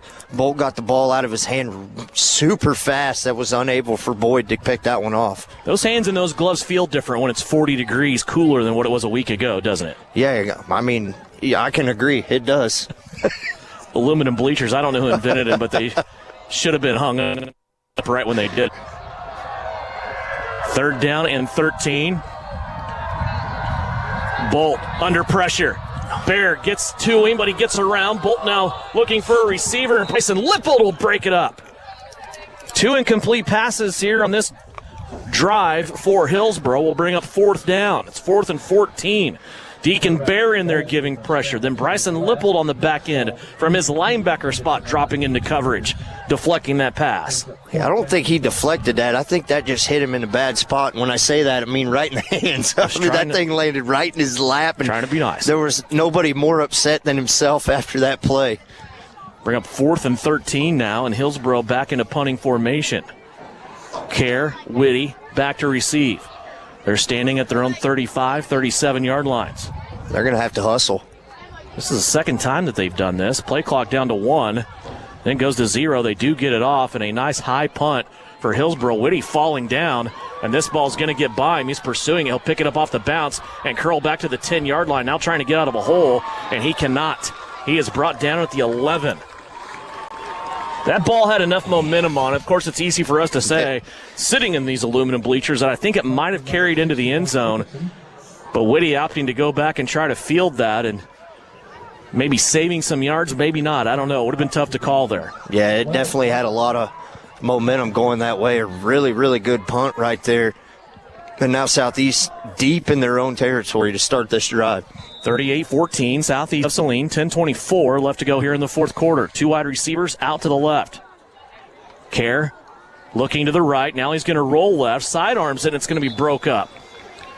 Safety coming in that time. Wyatt Plenert broke that up. Try to get some score updates here if Southeast doesn't go too fast after this next play on the Bennington State Bank scoreboard. Daniel Kerr so far 1 of 3 throwing the football here in this second half. 10 of 20 for the game. Here's the give to Friesen. Left-hand side, he stretches it out, has a block out on the edge across the 20, and then barrel rolls with a Hillsboro defender out to the 23-yard line. It's a 1st down for Southeast of Saline on a gain of 11 from Nathan Friesen. 18 carries now, 110 yards, along with those 4 touchdowns. Going quick once again right here. Kerr rolling out to the right. He keeps it. Little stutter step, stuck his toes in the sand inside. Now he bounces back outside, and he will get a gain of 4.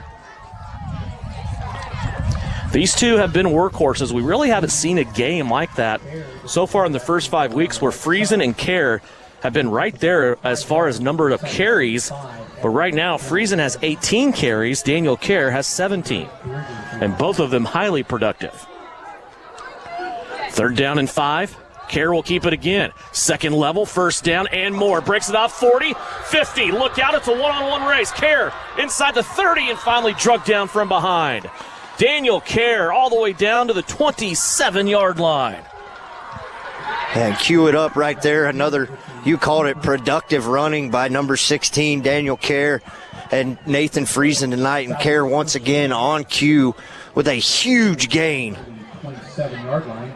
All the way down to the 27-yard line.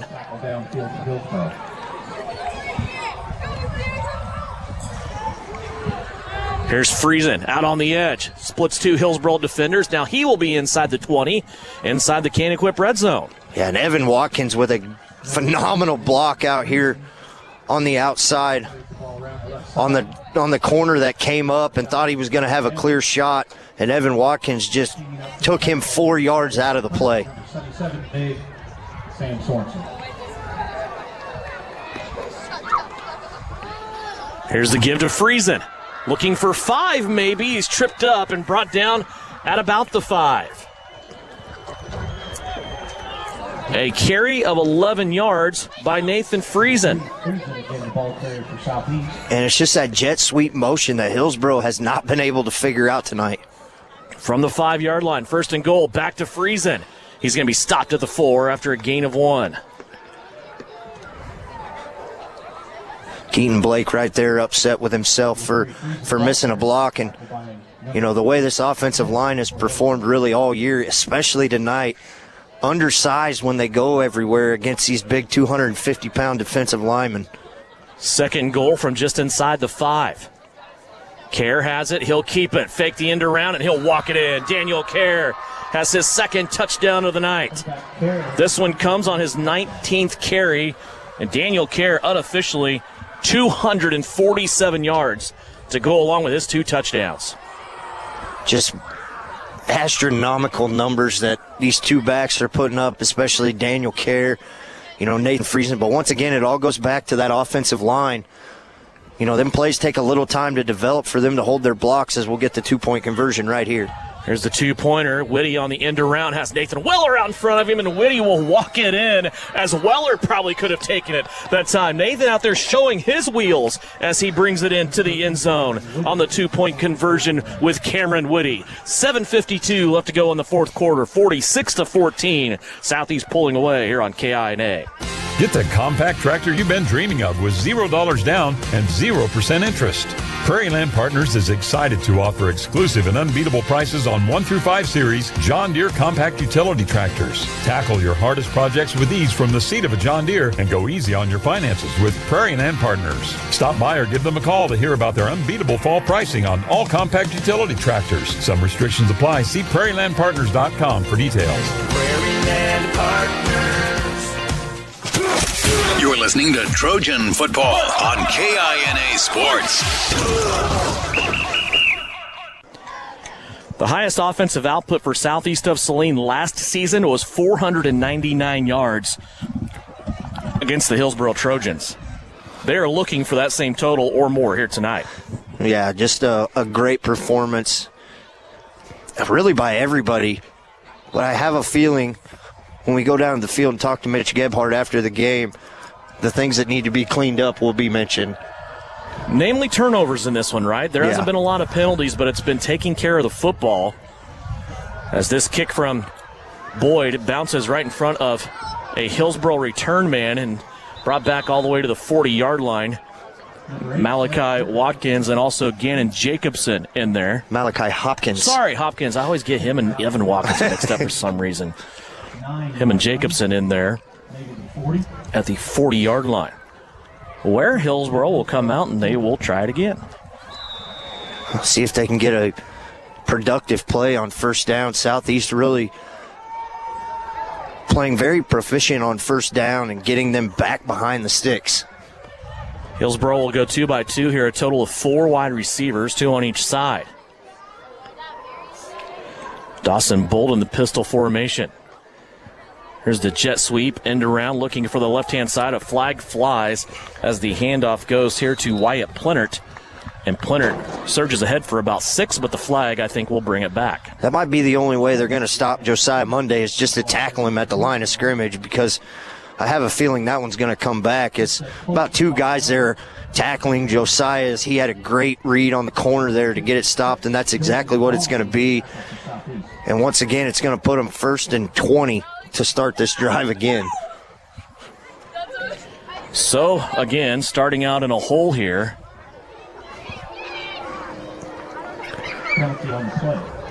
Score update real quick on the Bennington State Bank scoreboard. Ellsworth 26, Russell 14, Manhattan 38, Junction City 0.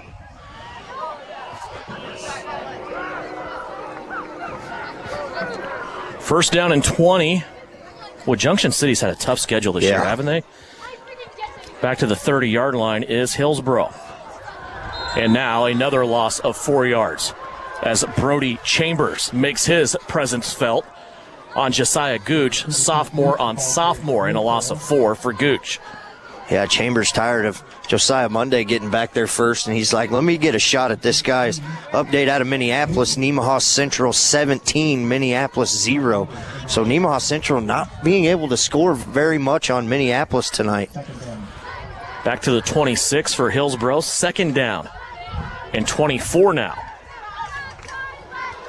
Bolt back to pass. Here comes pressure once again. He'll step up in the pocket, let one rip down the middle of the field, and beautiful coverage by Wyatt Boyd, taking that one out of the air and deflecting it away for Southeast of Saline defensively.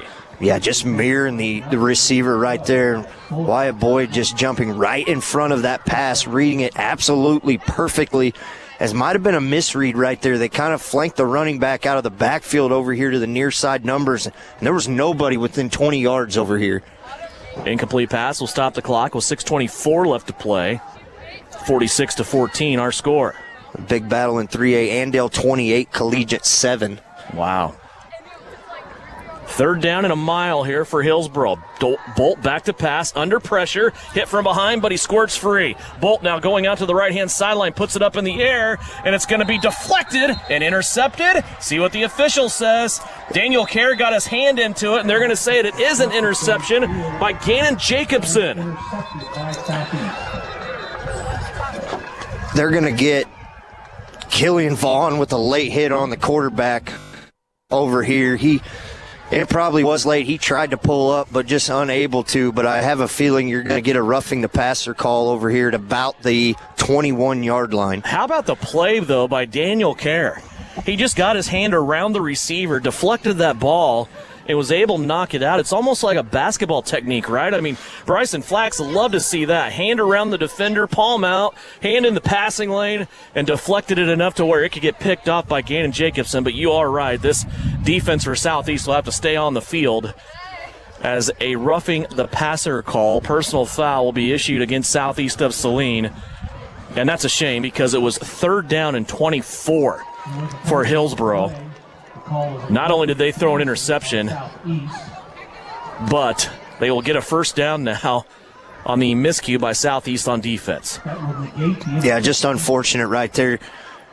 Coming up to make the tackle, he gets rid of it quick, and you're unable to pull up. Wasn't a malicious hit by any means, but as we got to get the stick set here, as they still have it as third and. First and 10.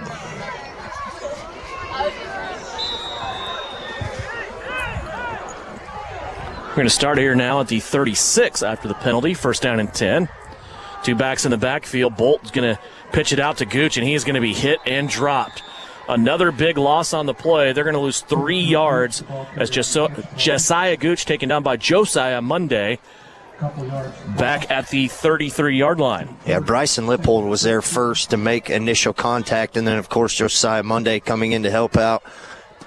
But yet again, another negative play for Hillsboro. I feel like we spoke of that a lot in about every drive that they've started with. 15 carries, 1 yard for Josiah Gooch. All because of Josiah Monday. Yeah. Lost 3 on that play. Now it's second down and 13. Pistol formation loaded up. 3 wide receivers on the left-hand side. Here's a pass right over the middle of the field. It is caught, and the Hillsboro receiver trying to spring free. And he'll come down 2 yards shy on the play. It was Wyatt Plinert that time. Yeah, good catch by Plinert, but once again, another missed hold right in front of the referee in the backfield. Josiah Monday gets tackled from behind once again. 11-yard gain. 4th completion of the second half. Bolt wants to pass again.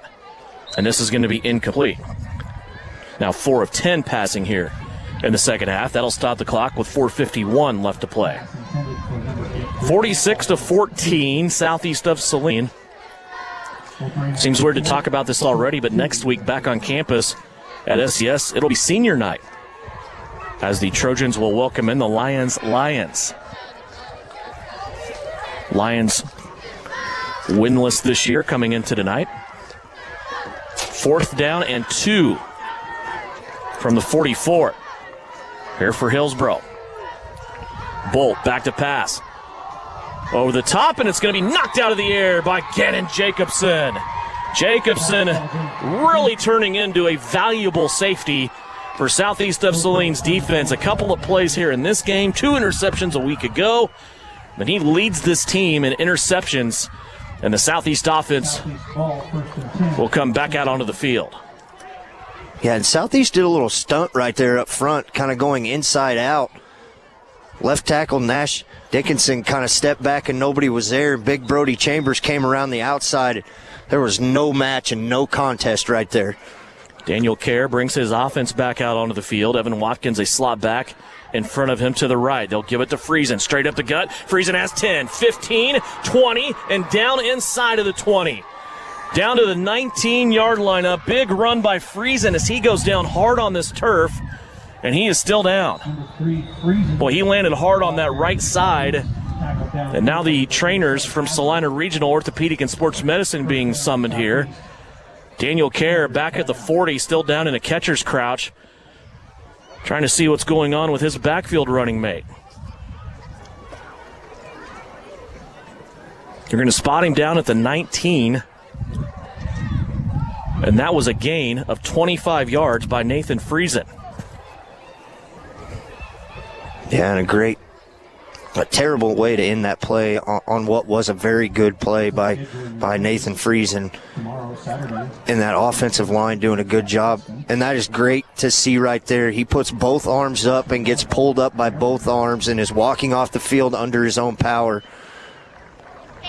as he's trying to stay in the game, but he's got to go out. I hate to laugh after an injury, but a guy like that wants to stay in the game, Devin, in the game he is having, just shows the heart. He fell, and then the defender fell on top of him. Sometimes that can just really knock the wind out of you and give you a little bit to kind of get gathered back up. This turf, most of the time, is pretty soft, but sometimes with another 180, 200-pounder landing on top of you, that's a problem, and hopefully that's what happened to Nathan Friesen there as Grady Gebhardt comes in.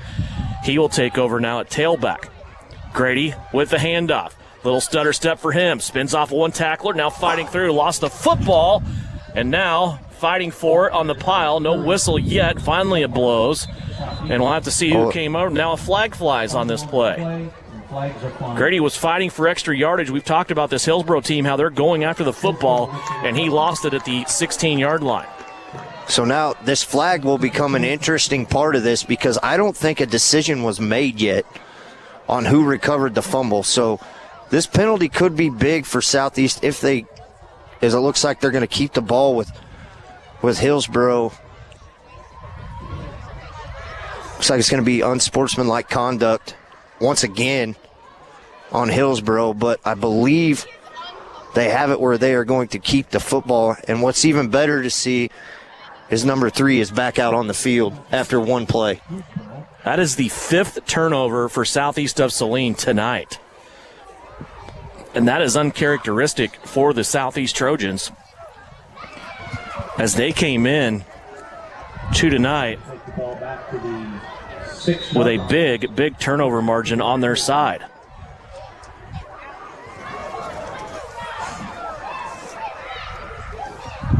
Yeah, now you need the defense to step up and stand out once again.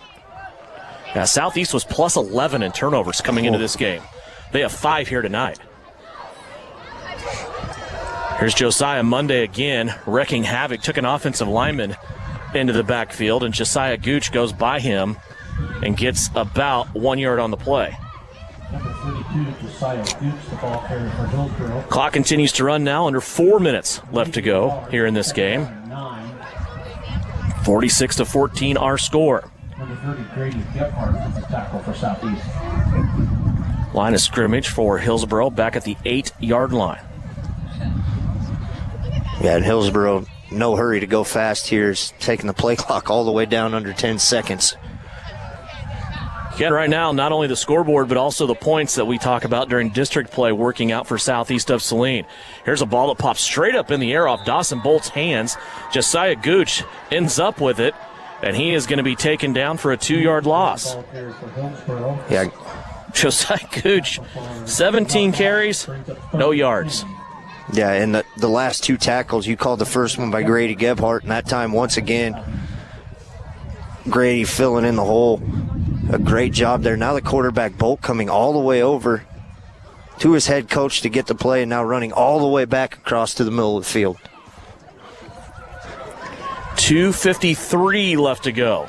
Hillsboro breaks the huddle. 7 seconds left on the play clock. 2 wide receivers on each side. Bolt takes the snap. Slings it out to his tight end. A slip tackle here and a first down for Hillsboro as he is all the way out to the 20-yard line on a gain of 13. Xander Haslett, 3rd catch, 45 yards for him. Yeah, tattooed by Grady Gebhardt at the end of that play, but nonetheless enough for a first down. That'll keep the drive alive here for the Hillsboro Trojans. They move it from the 7 out to the 20. A baker's dozen worth of yards there. 2:29 left to go. Shaded over on the right hash, 2 receivers on the left-hand side. Bolt on his back foot. And a flag on the play. Drew Weller taken down by one of the big linemen here on this Hillsboro team, 6'4", 310, Kai DiFiesta. Yeah, and he was taken down, but not only that, I mean, that's clear holding, got pulled down and then landed on. And that Kai DiFiesta is just a large man out there at right tackle.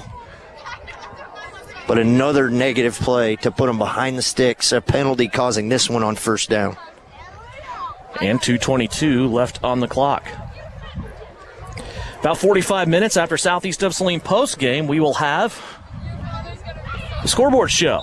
Brought to you by Home Automotive Centers in Abilene and Saline, and also Salina Surgical Hospital. Scores and game wraps from across the state of Kansas for a full hour, 10 until 11 o'clock, right here on KINA. 2 wide receivers again and a tight end for Hillsboro as they go 1st and 20. Handed off to Josiah Gooch. He's tackled by Bryson Lippold at the 15-yard line. Gain of 5 on the play for Gooch. Takes it out to the 15-yard line. It will be 2nd down and 15. 2nd down and 15 coming up from the 15. Number 48, Bryson 2 minutes left to play in this game. Bryson Lippold did a great job right there of coming in and filling the gap as it looked like there was a wide open play for him to go.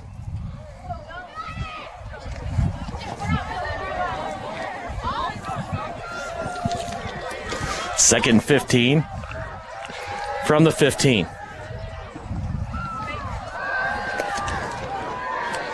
Dawson Bolt gets out of all kinds of traffic. Maybe a hold in there to help out as Josiah Monday again had his wallet taken. And an incomplete pass over here on the side. There was 4 offensive linemen on top of Josiah Monday right there. The poor guy, the only way they can stop him is by tackling him once again. That's like the 4th or 15th time that he's been tackled tonight. Some of these Hillsboro offensive linemen might be their leading tacklers at the end of this game. He's going to back him up once again. About a minute and a half left. So declining the penalty. Yeah, why not? Incomplete pass. Take it down, right? Still 3rd and 15. Actually, it should be 4th and 15. Yeah, if it was 3rd down and you decline it, it should be 4th down. Should be. Stick around. I'll try to get comments from Mitch Gebhardt after the game, barring no technical difficulties when I travel a half mile to go find him. You were almost in Marion when you went down there to talk to him at halftime. Should be 4th and 15. Here's Dawson Bolt, turns, gives it out to Josiah Gooch, and Southeast of Saline makes the tackle here at the 18-yard line. And now they're saying 4th. I don't know if I missed something or they missed something. Yeah, they're a lot closer than we are. Now 19 carries and 7 yards. Yes. For Gooch. As we approach the 1 minute mark. It's 4th down and 12, we think.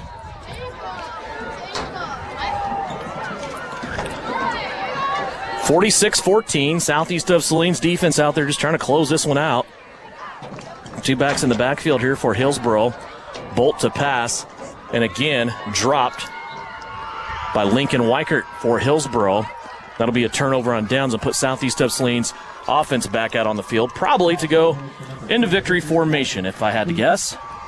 Yeah, the best formation for a team to do, that victory formation. A win nonetheless, and a convincing win that really, stat-wise is probably what we thought was going to happen. What we didn't think was going to happen was 5 turnovers by this Southeast of Saline offense. Daniel Kerr will take a knee as we will run the clock down on this one. He'll have to do it one more time. Stick with us. In postgame, we'll get comments, or at least try to, from Mitch Gebhardt down on the field. We'll have stats for you as we close this one out. Also have a Vernon Jewelers gem of the game. It could be the rushing attack for the Southeast of Saline Trojans if you want a little foreshadowing as Southeast takes a knee for the last time in this game. And Southeast of Saline will get out of here with the victory. 46-14 the final score. Southeast Trojans now move to 6-0 on the season, while the Hillsboro Trojans move to 3-3. Once again, 46-14 our final score. Postgame is coming up next. It's brought to you by Commercial Tire Centers. Comments from the coach and final stats to wrap it up coming up right after this on KINA.